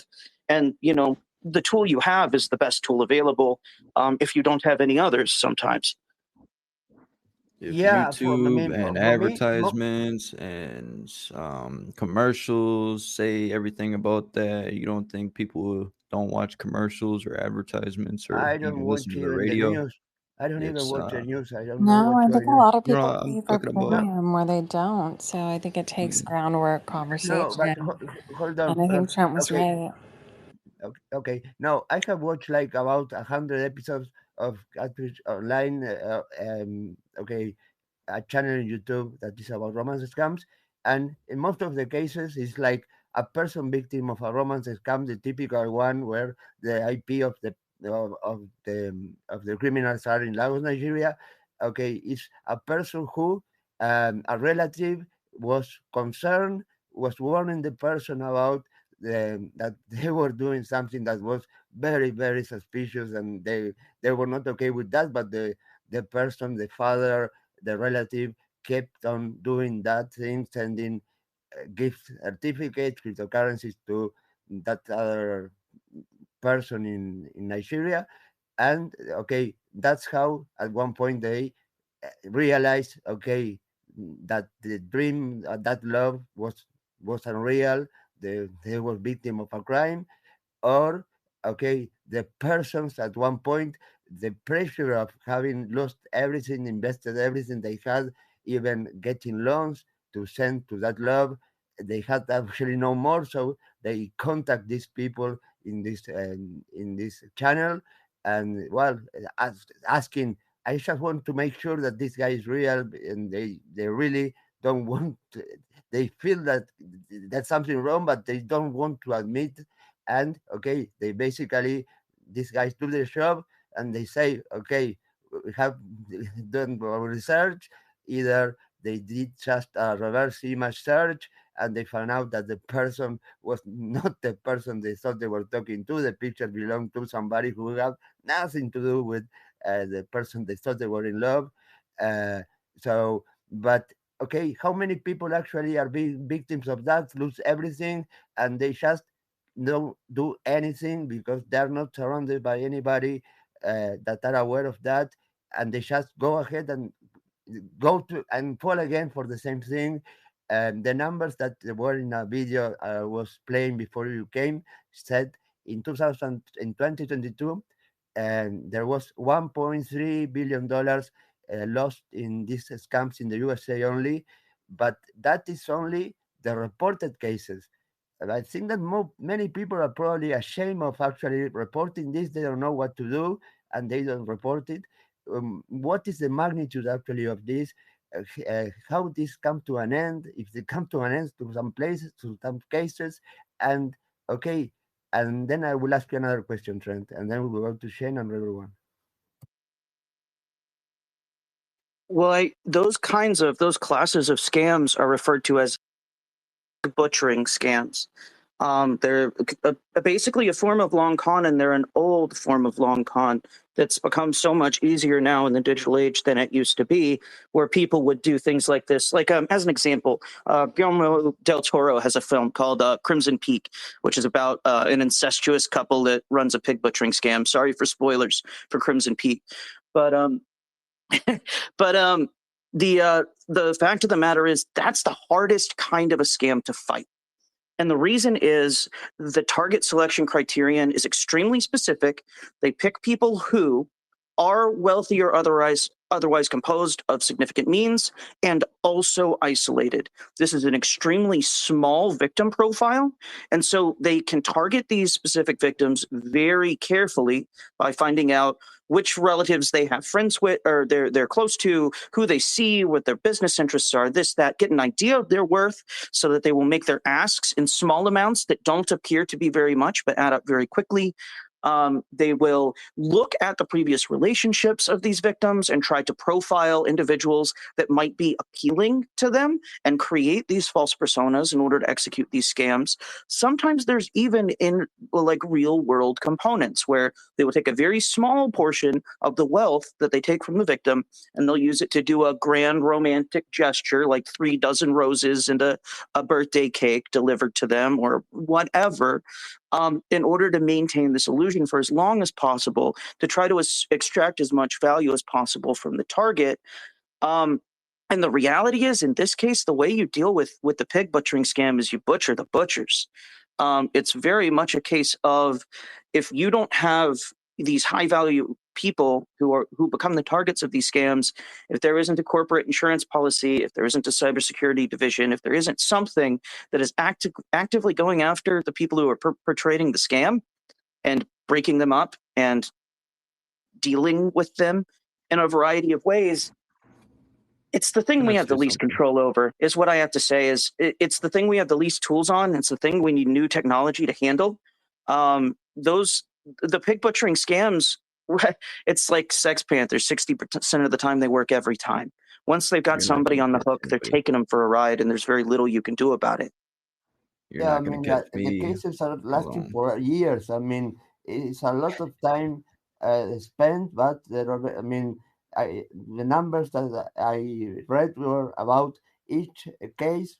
On average, a person loses $3,400 in average. But okay, most of the cases I heard numbers like 30,000, 50,000, 200,000. Yes, I made $37,000 in 2 weeks just by fuck what you, man, you guys with are my talking image. about.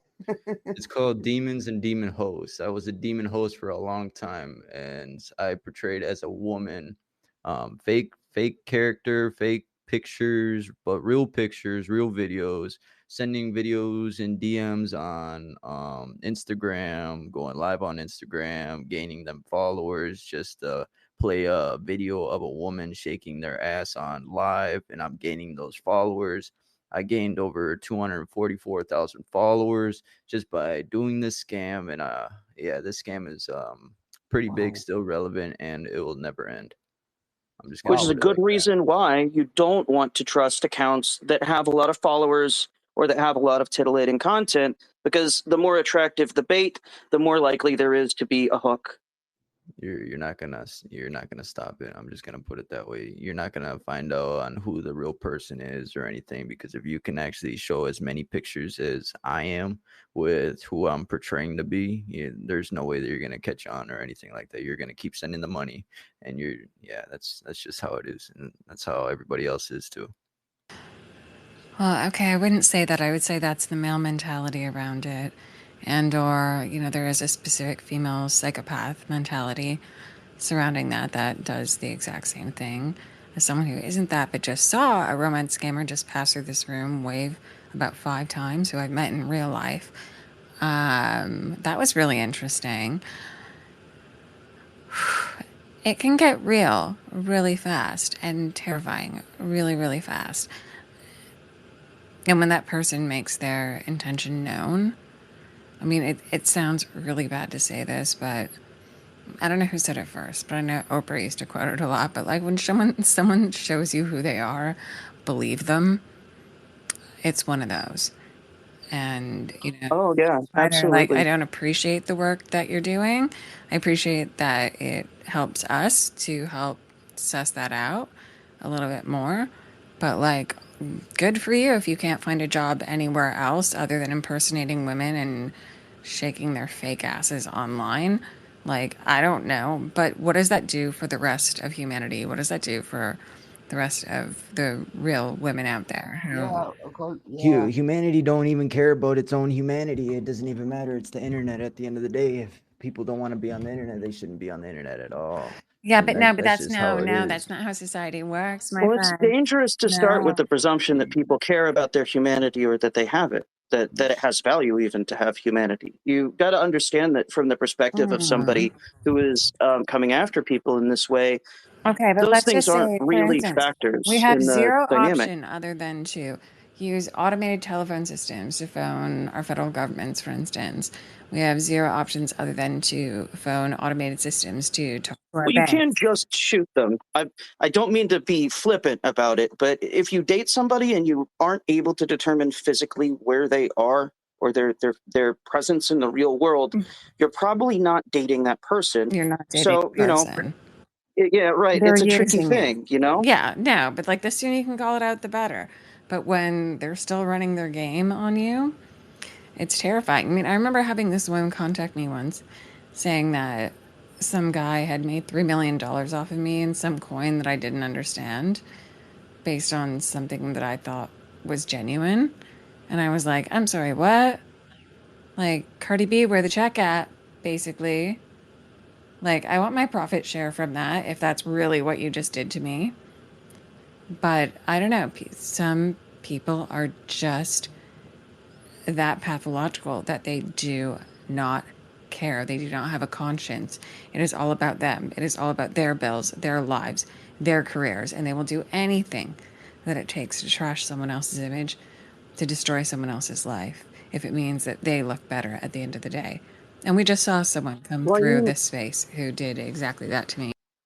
And I'm a little bit disgusted right now. So, Spider, I mean, I don't respect your hustle. I don't. I respect the exercise, but keeping it up, it does a disservice to every woman out there. Do you know anything And to, about demons and demon hosts? This motherfucker yes, said what? a lot. Yeah. Do you know anything about demons and demon hosts? I said yes, a lot. Right. So what? So it's okay for other people to be doing that. It don't even matter if it's a real person or a fake person, but they're still gonna go on live, making their money, making their content. There's thousands and thousands and thousands of people on Instagram right now till this day, being a so-called internet pimp and hiring and putting out these women that actually want to shake their ass and fucking sell their OnlyFans and all of that kind of stuff. So it's like, okay, if they're doing it and they're giving it out to the public, why can't I we? see your point, so why can't you? But I don't know. There are a lot of people who are also not interested in that and who play by the books and who don't believe in that. And I'm sorry if that leaves us behind, but whatever. Maybe we'll be the last of the good ones. That's all I'm We're gonna in a say. we're in I'm a gonna funny finish. You're place. hold on, hold on, hold on. You're talking about people that fall for it, or are you talking about people that actually look for it? Because those are two different things. People who impersonate it, use it, profit off of it, and yeah, look for it. It's no different than Scout it using out. AI, making women and Yeah, selling it well, I'd on rather someone TikTok do or that anything than else. use someone else's likelihood. Sheesh. All right. Hey, we all got our I guess hustles, right? like it. Right. Right. Can't knock the hustle, as they say. Okay, let's Right. move on. Not on chatting. Okay, we have we have a person here who is has experience on the business of committing this kind of crimes, and plain Shane couldn't handle that. Wow, wow. I mean, why waste this opportunity to actually ask without charging and get this opportunity to actually have a person who knows the other side of the business pretty well? Well, that's her loss. Driver one, go ahead. In order to Listen, catch somebody, hold on. In order to catch somebody like that, you have to actually be in the business in order to catch somebody. It's same Yeah, thing I with mean, Hey, what you that ain't say. true, So bro. in order to, I mean, you I saying mean, it's if you not want true. to, if you, yeah, How to are you? stop the Hold on. Can criminals, I you talk have real to quick? think like a criminal. How is it? How is that not true? It's same thing with a hacker, right? If you putting The hacking is such payloads horrible into bullshit, dude. Like, Stop it! No, no, no! oh, Hold on, hold on, Whoa, hold on, hold whoa. on. Oh, hold on. What? No, I don't. No, don't allow that. Hacker, no, no. Hold on. I will give you no, no. I don't allow that. And this is web. So, T, are you there? Can you please put as a listener that guy? Please, because I don't allow that. That cross all the lines. Okay. This is sorry for the delay, but I'm using the web. Continue, Spider. No, sorry. Rebel. Yeah, I don't know, Hacking is Spider or Rebel One. bullshit. How in order for any cybersecurity analyst, malware, Wi-Fi, etc., like in order to catch something like that, I would prefer somebody to be on the other side on knowing how to do it before you can try catching it, because there's different methods, different algorithms, etc., on that certain topic. Same thing with trying to catch a predator or a trafficker. You got to be on that other side to actually catch the source of the predators and the traffickers. Am I right? Like you really got to be on the opposite side to catch who you want to catch. That's the part of social engineering. That's that getting down to the nitty gritty type. What do you call it? Engineering, etc. Well, Sorry, one of the Spider. good Sorry. things about Hold on.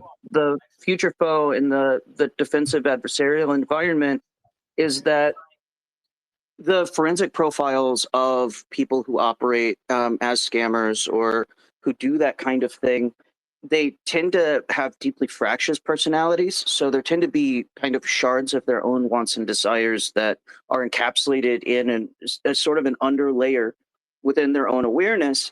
And once you have them in detainment, it's really easy to get them to pursue the shortest available path to what they see as their own mutual good.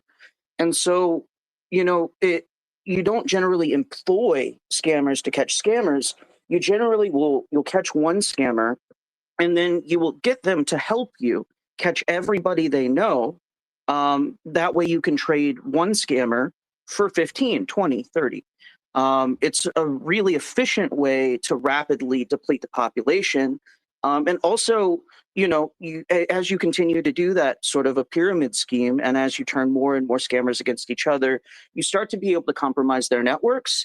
And then not only can you catch them, but you can siphon off their funds without them realizing it. So before they know it, they are bankrupt, even though they think they have wealth that they've gained from their scams. Yeah, so That's good. sorry, Trent and Spider. I just want to interrupt a little. I will play a couple of minutes of the last part of the episode of Dark Diaries of my case from Shark Sider, and reflecting about my case and what happened regarding criminals, good guys and bad guys. You're talking about scammer. You're like you making it sound like you're blackmailing. She had to leave him to go help herself. As of right now, Alberto has only been out of prison for 5 months and is still working with his lawyer to collect the evidence of what they took from his apartment. The police have kept most of it still, including some Bitcoin wallets, which have a lot of money in them. In fact, life is very hard for him because most of his computers, phones, and money and credit cards are still being kept from him. For instance, all his two-factor authentication tokens are in police custody, making it impossible for him to log into certain accounts. But there have been a few things that have gone his way since getting out. After I Hold on, released sorry his mask, and the hacker t-shirts and stickers. And it poses a question to me, at least. Why do security professionals who are there to stop hackers embrace the hacker culture? I've spent my whole professional career keeping hackers out of my clients' networks, so you'd think that I would absolutely abhor the hacker communities and would work towards breaking them up. But instead, I love going to hacker conferences where I get to meet seriously scary hackers and swap tactics and skills with them. I blog about how to hack and teach others, and I wear hacker shirts myself. So why do I play on both sides of the fence? I'm not exactly sure. I guess it's the same reason why law enforcement likes watching bloody and violent movies, or why that firefighter that lives down the street from me has stickers of flames on his truck. Because fire's badass. We all got into these professions because it's exciting to be so close to the action. And the only way to be effective at stopping it is to embrace it and to be part of it. As Ric Flair once said, or this one from The Godfather. He told me, keep your friends close, but your enemies close. And this one, there was no teaching with the enemy. Or Rage Against the Machine saying, or this quote from Mr. Robot. The devil's in his strongest while we're looking the other way.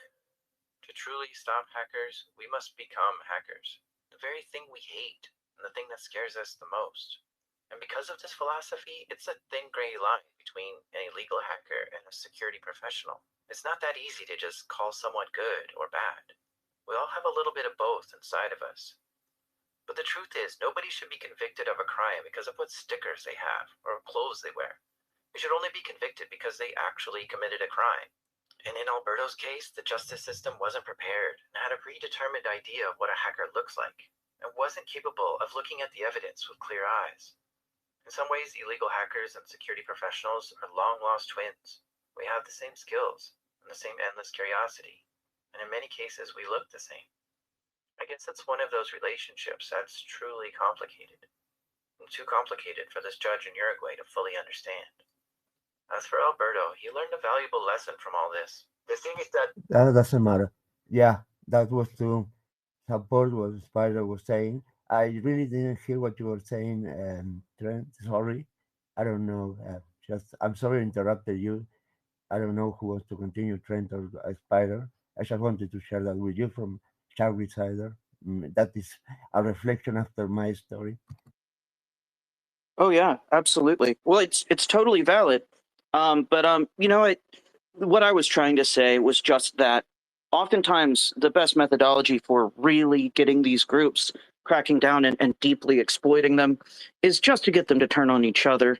You want to be at the DEF CON, like you want to be at Hackaday, you want to be at those places for sure, because you need to stay sharp enough to get the first guy. But once you get the first guy, he'll give you the rest. No, not not necessarily. I've caught a lot of scammers from India, from Nigeria, etc., etc.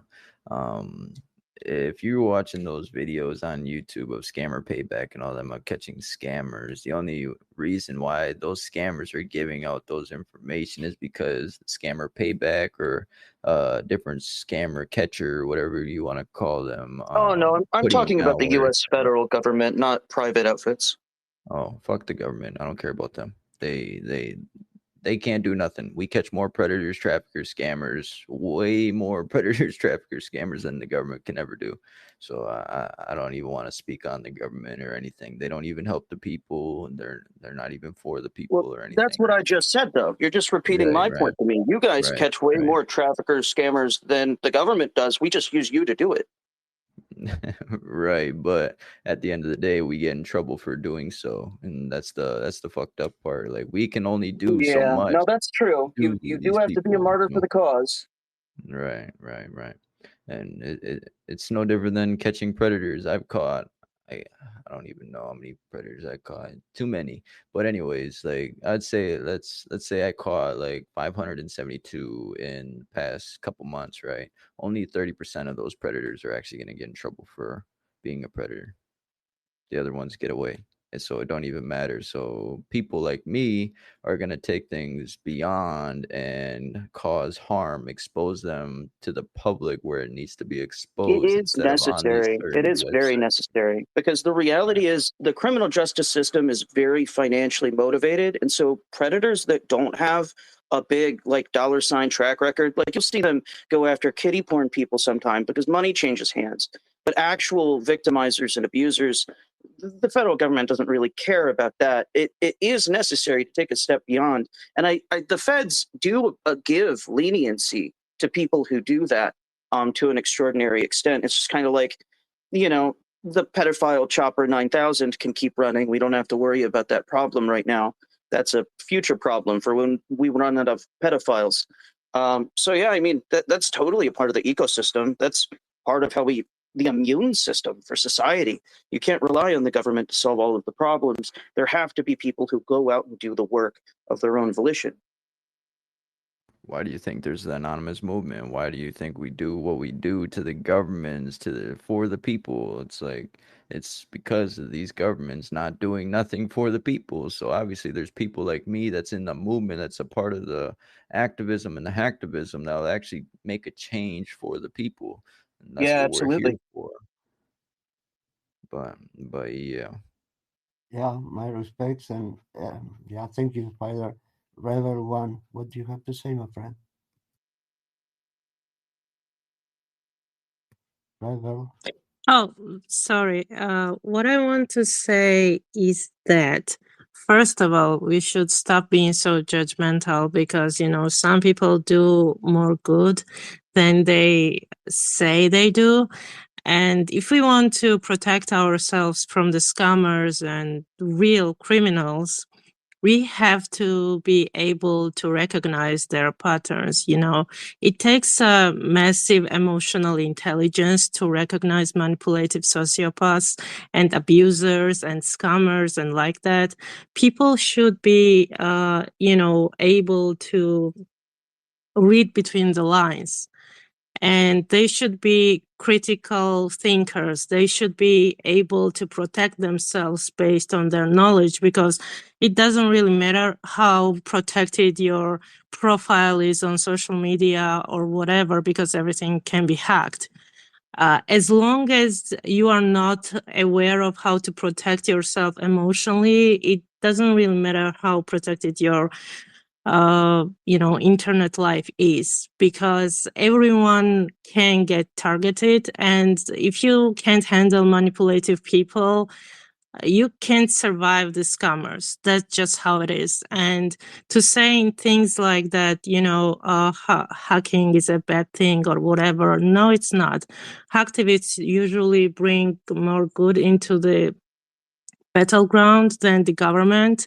And some people just don't get it, because they don't have experience, and they also don't look deeply into certain things, so they become very nervous about certain things.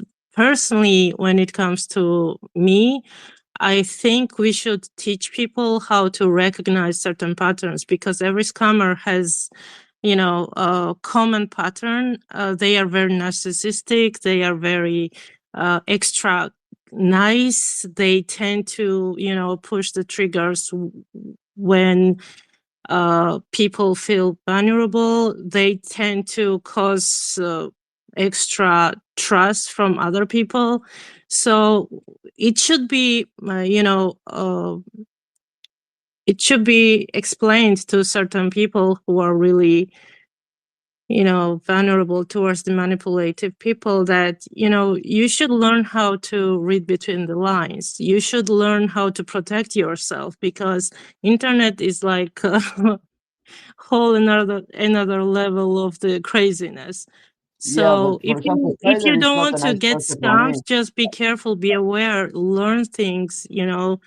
You can have any type of protection, but if you don't know how to handle manipulation, you won't survive. That's Yeah, it. but for one person, So like you we said, should be just, spreading the information for the masses, because usually majority of people are not aware of anything. They just trust whatever comes up on their way. So you can't help them if they are not able to help themselves.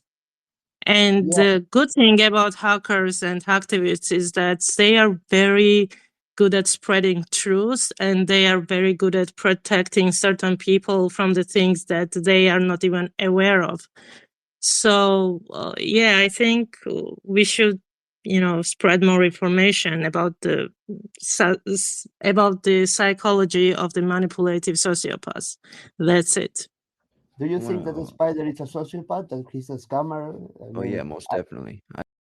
I think so too. but I don't think you're nice, for example. I don't think you're nice. Hey, Wait, hold on, what? hold on, What did you hold on, ask? hold For on. example, you mentioned that scammers are extremely nice.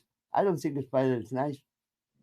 Listen, Well, Spider is, there's wait, there's code listen. switching that happens on the layer of interaction there. You don't get the same you don't get the same treatment from someone who's that brand of neuroatypical that somebody who is a victim would get. But also, I got to bow out from here. I've got some previous engagements. So it's a pleasure talking to all of you, and stay vigilant. The weakest part in the security system is always the people. The people are always the biggest vulnerability. So if you can make Yeah. your people harder, then you'll be safer. And if you can't, you won't. Good night. Thank you so Good night. much, and I will DM you for something more. Thank you very much. Can I say Yeah. something? Yeah, of All course. right, It's going your back to them demons and then demon hosts and what Plain Jane. Plain Jane is cool. Like she's nice. But She's nice. I don't when think she's nice. you don't know what's on that side and what people really do on that side, you can't really speak nothing about that in general. Like me pretending to be a woman, etc., etc. That's how I catch predators. That's how I catch traffickers. That's how I catch scammers. That's how I catch a lot of people, is pretending to be somebody that I'm not, right? And that's how you are avoiding being catch, because you are pretending to be somebody you're not, right? Right. And me gaining money from those type of people that's paying me for videos and all of that kind of stuff, right? Those videos that I have are already public on Twitter or on OnlyFans. Now, if the women don't really want that out in the public, stop making OnlyFans, stop posting that on Twitter, stop advertising that as yourself on the internet in general. Then you wouldn't have to worry about that. And for the people that's getting scammed of pictures, you're not really getting scammed because it's already out there. We're just pretending to be that person and I guess so-called promoting their content to other people, but we're pretending as we're them, if that makes sense. So it's like, well, what's the difference? That's my point of view. That's my opinion I agree on with that. you. Yeah, absolutely.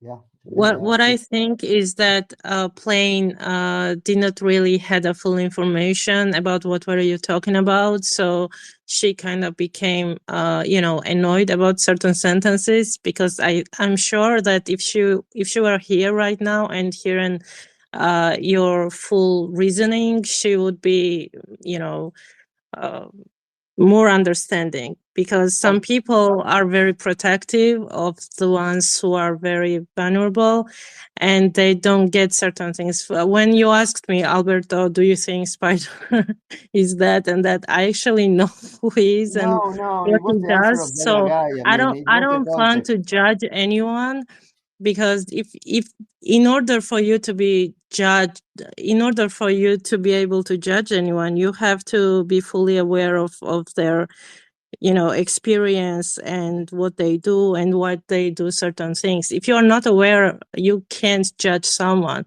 For example, some people on the space might think that you know uh, for example, I am kind of fiery and stuff like that, but they don't know full story. They just, see and hear things what I say. So we should be just more careful and cautious, and we should just spread more information for certain people so they can, protect themselves independently. So yeah. Yeah, and I have to say, the answer to the question of Spider being nice or not is okay. He doesn't have to be nice with me in order to scam me. He's not going to scam me because, okay, good luck getting $1 from me because I don't have a fucking dollar. I'm not a good target. Second, I mean, if you were nice with me, I would suspect. I mean, you are not supposed to be nice. You're supposed to be yourself. If I smell that is something that is not okay with you, I mean, why are you nice with me? I mean, you should be yourself. It's something that will trigger me. Some kind of this is not. This is fake. Yeah. So that's it. I mean, and being the way he is, okay, it's okay with me. Yeah, I respect. And I want to talk about that whole scamming ordeal, like just in general. Like you got the Windows security scammers, obviously you got the iPhone scammers, the coupon scammers, and a whole bunch of other scammers. I mean, it is 2025, and you're coming onto the internet not knowing on what's on the internet is bad. Like you learn it in school, 80% you learn it pornographic. everywhere. That you're supposed to do your research before using a certain software, going into a certain program, like website, et cetera, et cetera. You're not just gonna randomly sign up on a website because, hey, this person says, okay, you can go sign up on this website and claim something for free. Why are you gonna trust that? You don't even know the person. Are you gonna do that like in real life, like as in person? No, you're not. You're gonna obviously do your research on that person and get to know them, et cetera, just to get that trust. But if you're gonna go on the internet and click on these links and talk to these random people that you don't know and fall for these scams, that's kind of bad on their part, and the way that they don't even care about themselves, because if they did, they wouldn't be doing on what they're doing. But that's just my opinion on that Yeah, part. I just have a question left. I mean, okay. Mm, when it comes to fishing, when fishing at the night of the 90s was wow, okay, everybody buy Viagra, blah, blah, that was not fishing basically, was spamming and then fishing. Okay, what's the percentage of okay, okay, you were actually mm, okay, you were offering that it's not your case. I was wondering the case of the people in Lagos, Nigeria, doing the typical the romances come from that type. Okay, they okay they are I get like I don't know 3 4 DMs every day that are about romance scams. Okay, how many how many uh, people they reach, and how many of those people they reach actually fall into those scams? I wonder. Do you have any idea, Spider? Wait, what was your Okay, question? I am reached 3 4 times a day with DMs that are related to women, hot women that have a crush on me and blah blah blah. That would yeah. For example, okay, I try to believe it's true. I try to do my best, and yeah, but then yeah, I don't know. They tell me I have to click here. They ask me for something. I asked the yeah, I don't know. I said fuck, yeah, and I said no, this cannot be true. I cannot be that lucky that so many hot women like me. So yeah, I just ignore all of them. Okay, how many people do not ignore them? I mean, out of 100 people reached, how many of those 100 people actually fall into those scams? Well, like I'm glad you asked that question because like in person, right? Are you gonna date a woman if she's wearing a mask all the time and you never seen what she looks like? Well, if it is an anonymous mask, I would No, consider that. I'm just saying a mask No, in general. of Like, course, no, of course not. No. right. So why are you gonna do it on the internet? I mean, that's just the people that's that gullible and wants to fall for something that's not even there. You don't talk to the person, you barely even know the person. You think it's a real profile because it has some kind of pictures and a couple followers, but everybody knows that people can bot accounts now. People know that there's so many fake people that's trying to get at other Okay. people, et cetera, et Yeah. cetera. And where do you think these scammers go to before Uh, even scamming? Before we go That's into my that, question to everybody. Chasey, last year, who I got into a engagement ceremony in Las Vegas, and how do I met that person? Cybergirl online? Yeah, I mean, did I? How? I mean, actually, she actually first made the first movement, posting a picture of my book, and I started contacting her, and I didn't know who she was. She was just an image in her profile picture, no name. Yeah, and I ended up in a commitment ceremony in person in Las Vegas. Yeah, I did that spider. Yeah, but anyway, uh, go back, Spider. I just wanted to point that out. What I was saying is like where do these scammers go to like to scam? Like where are they getting these methods? Where are they getting these hacking tools? Where are they getting all this information from? They're getting it from hackers. Hackers are always a source for the scammers, and I know this because I'm a source for a lot of scammers. I mean, yes, I catch scammers, but I'm only gonna catch the scammers that's really putting in work against like elderly people or children, et cetera, et cetera. But if you're like somebody that's like known for looking on the internet, and you know about the internet, you know what to do, like what to click, what not to click, and all that kind of stuff. It's that person's fault to fall for that scam, and that's the way that I look at it. When people bring their grandparents onto social media, you should let your grandparents know on, okay, don't click on any links, don't talk to anybody that you don't know, just talk to us as a family. Like that's it. Like there shouldn't be any more. You can search up a little bit of things on Google, but don't start clicking on random websites and all that. Like there's certain layers that it falls onto that individual of getting scammed, if that makes sense. Yeah, that's in case of your 65-year-old man, woman, sorry, mother, or your 13-year-old daughter that is not for a romance scam, but for other reasons.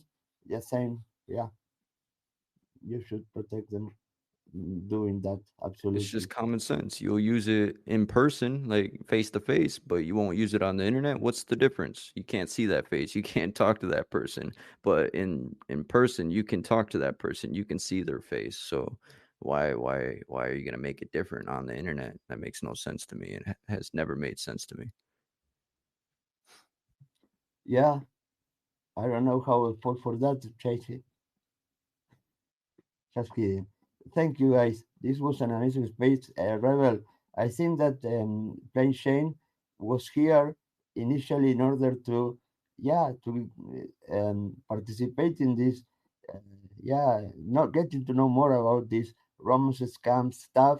But in order to know about it, you have to hear as much as possible, to hear as many sources of information that you have, people that are into that, either as victims, either as people preventing, either as people supporting, blah blah blah. And if you have somebody who actually is a romance scammer that you can get interaction with, wow, you won the lottery if you want to get to know as much as possible about that topic. And yeah, not being able to actually stay here and listen to that, because I don't know why. It's her loss. I mean, it's really sad because she wasn't that open after all for me to actually get to know the topic as much as she could.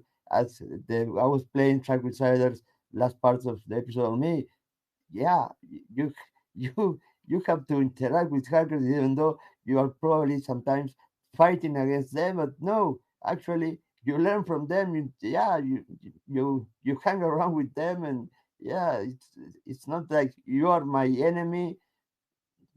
It's not like that. uh the enemy is my government for me, but that's my personal opinion. That, as Spider said, my government is not protecting me. Fuck them. Yeah, for the record. It's no different than people saying that the anonymous movement is not even the anonymous movement anymore, but anonymous is not even a group, it's an idea. Like there's so many different topics that we could talk about on what people Well, really I think, mean, you I know. am not anonymous because anonymous replied to anonymous. Is that person replying to himself? And then, yeah, I don't know why I put that, and then I put romance scams. I don't know why I started talking about romance scams, and then yeah, it all became with the space with T that completely fucked up this fucking app and the application completely. You destroyed, motherfucker. And then then I started. I am really pissed off with somebody who had, it was not too JC, like 12 pack of beers. Yeah, I'm sorry for him. I yeah, I got I got rid of him, not hiring you, Spider, to for your services on the dark web. But yeah, but it was very interesting. And this guy showing up of the blue that I didn't know, tender or whatever, was really really interesting. This guy surely knows his shit, but still there were many things that you didn't agree with him. But at the end, I mean, I don't think there are many differences. I mean, if you kept talking, I think that you will have a lot of things that you would agree on. But still, there are things that, yeah, nobody would ever agree on everything, everybody with everybody, because otherwise This would be no fun. There would be no problems to solve, no drama to solve, no people to save from romance scammers, no people to buy drugs, no people to steal money from if you are a politician. Yeah, it would be it wouldn't be a war. So yeah. What I want to talk about and get off my chest is you saving this space, correct? This is correct, and I'm going to post it as a postcard, etc., etc., etc. That's correct. Yeah. All right, cool. All right, so what I want to get off my chest is all these people that's saying the movement is not a thing and the movement doesn't do anything. But you got people like myself that put our lives on the line to protect these people and to expose on what needs to be exposed to the public. Like, I'll go ahead and attack the government, and then we got all these other people that's supposedly claiming that they were anonymous and is anonymous, saying that it's not a thing anymore, is an embarrassment to the movement as a collective and as one, if that makes any sense. Like, they shouldn't be able to speak on something that they really didn't do anything in the operations. I don't. That's just me talking as a anon so-called member. But yeah, I had to get that off my chest for sure. Well, yeah, of course, you can. You're free. I mean, there's no censorship here, no editions, no. Yeah, I mean, people can express here freely. All I ask for is respect, being okay. If you are willing to be here, you have to have the stomach to hear things or be next to people. Probably you will say, "Oh, my mom would punish me if she knows I'm next to this person who is no, yeah." You have to have the stomach to be here, and yeah, listen to everybody respectfully. Yeah, that's it. No censorship here. Fuck censorship. Yeah, freedom of speech, and yeah, of course you can say everything you want, and hear everybody chasey and T rebellion. That's our speakers. If you want to say anything else, get Yeah, that out of it. I want to add something for those who don't know how hacktivism and anonymous work, that if you think it's not real, let me tell you, I put myself in danger in order to, wake up the anonymous, in order for them to help me to fight against my own government. So that's how real they are, that some people are willing to risk their safety in order to contact anonymous members. You just have to be able to, recognize which one is real and which one is fake. But in general, all of us are here for the good cause. Some people work on protecting other people. Some people work on, bring more awareness and stuff like that. But in order for things to work, we just have to be more understanding and more vigilant and more aware of certain things. So yeah, that's it. And thank you, Alberto, for the space. It was fun, It was really. really fun, and yeah, and people should know that maybe somebody like a spider is protecting your daughter from being raped, protecting your daughter actually from being victim of an online predator. Yes, this person who, yeah, look at this person who is blah blah blah. Yeah, this person probably is helping you and your family and your kids. Yeah, so and your government is not doing that, but this person that is not nice, that is a criminal. Okay, I'm No, sorry, rebellion. Sorry, wait, whoa. sorry. It's a criminal according to the laws. It's not that I'm saying it's a Just criminal because stop it's bad. using that word. I'm Spider not and going to people stop like using the words him because do you more. tell me what to. No, no, I'm sorry, rebellion, but you should Google about me before talking because yeah, you should do your profile check. Yeah, everybody should check No, about let it everybody. go. Let go that Google thing. Oh my God. Listen, Yeah, because you have to research on listen. people. You have to look about everybody. Some people are naive Oh and my they just believe everything. Just kidding. I love God. you. Okay, listen. Yeah. The thing is that people like Spider, they do more helpful things to the other people than the government does. So just don't judge anybody and be more understanding and learn certain things Okay, and that's a lesson for me. stop calling activists a criminal. That's No, weird. no, no, no. I'm not calling that activist a criminal. I'm calling him a criminal because he is right to fire. Oh my god. I'm sorry. But I mean, it's not a criminal according to the laws. He's committing things that are a crime Well, because the certain motherfuckers laws that are create the meant to laws be are the broken. governments. The government creates the laws that make those things a Listen, crime. That listen, doesn't mean I'm that are coming. bad. I come from the country where the government is the biggest criminal. So Of there are course they certain are. But laws. no, but according to their laws, There are they certain are laws that meant to be broken.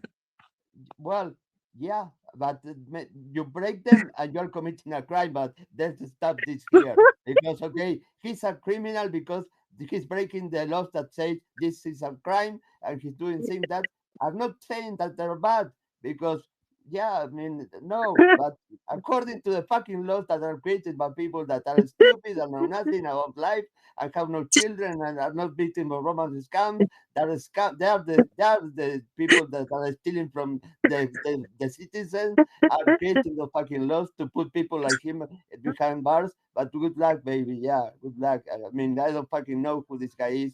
And all I want to ask you is the spider, really, because this guy was very funny from Denver. Do you know how they fucking got the IP of this guy server in Iceland? Because this guy couldn't tell me and he knew everything about the file of the Silver. That was interesting. I have no idea. And was not fair for this guy to have a defense where the defense didn't have access to the information regarding how they traced that IP in the server in Iceland for defending himself. Because probably these guys used tools that were crimes committing using those tools to trace that IP server in Iceland to take down that Silk service. Because why? Because they had the order about to stop this. The government doesn't want this to keep going on. This is bad for us. Yeah. So do whatever you have to do to stop that. Yeah. Use any tool. Use do anything. Commit any crime to trace that server, trace that guy, trace that guy. It doesn't matter what you do. Just do it. So yeah, probably that IP address was not because a captcha was now, probably they use tools that they didn't want to reveal because those tools are being used probably to do other things like that, and are tools that are breaking laws, are breaking things that, yeah, are more criminals than Russell. That's my 2 cents. Yeah, I'm sorry. I'm very, very emotional sometimes. Yeah. Anything else that you would like to add, guys? And that, by the way, do you know Spider the IP how they got it? Because I don't know. The IP, Wait, say it again. the IP address of the server in Iceland that was in, by the server where the Silk Road service was being run. How Uh, they got that IP? very carefully. I don't know. I don't Okay, study okay, anything like okay. that. Basically, I'll tell you okay, that. okay. And they arrested this guy, blah blah blah, because at certain point of the investigation, when the government say, "Seal Road, stop! They cannot be selling drugs this way because we are getting no our cat. I mean, no, sorry, we cannot accept this service because they're selling drugs to children and drugs are bad. Say no to drugs, and they are doing this, and we have no control over this. So stop Seal Road." Okay, so they started an investigation, FBI, blah, blah, blah. And at a certain point, they trace a server in Iceland, located in Iceland with certain IP address. That IP address, okay, they say they got the IP address because there was a problem in a captcha, blah, blah, blah. But the defense of Russell never got access to the way actually they got the IP address where they located that server in Iceland.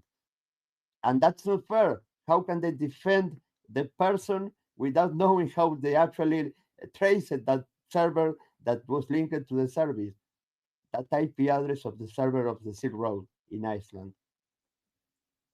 Or maybe you don't know that much about the Silk Road case. I'm sorry. Chelsea, can you help me? What was the question?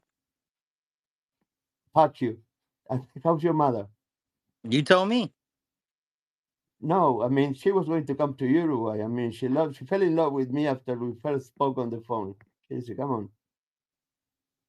Oh man, he's a fake. I mean, he's not real. JC, I don't know who he is.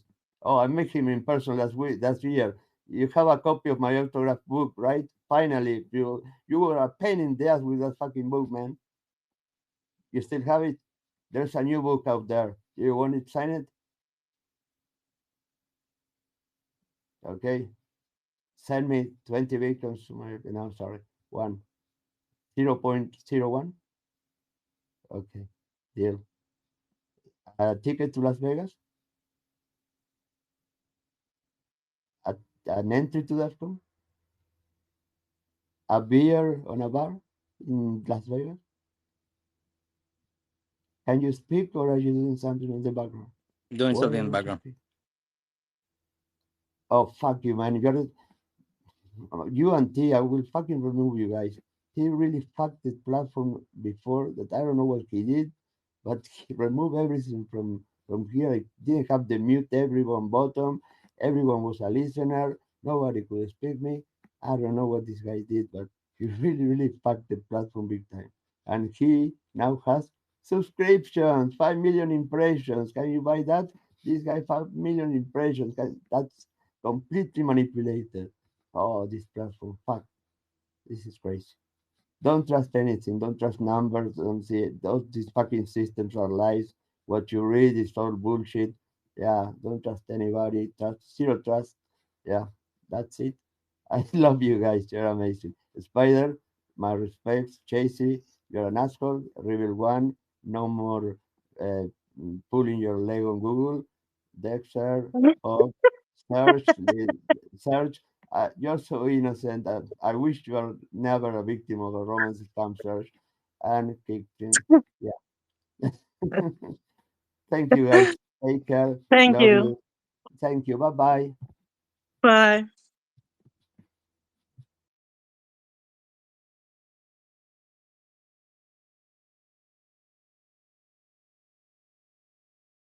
This space was downloaded via spacesdown.com. Visit to download your spaces today.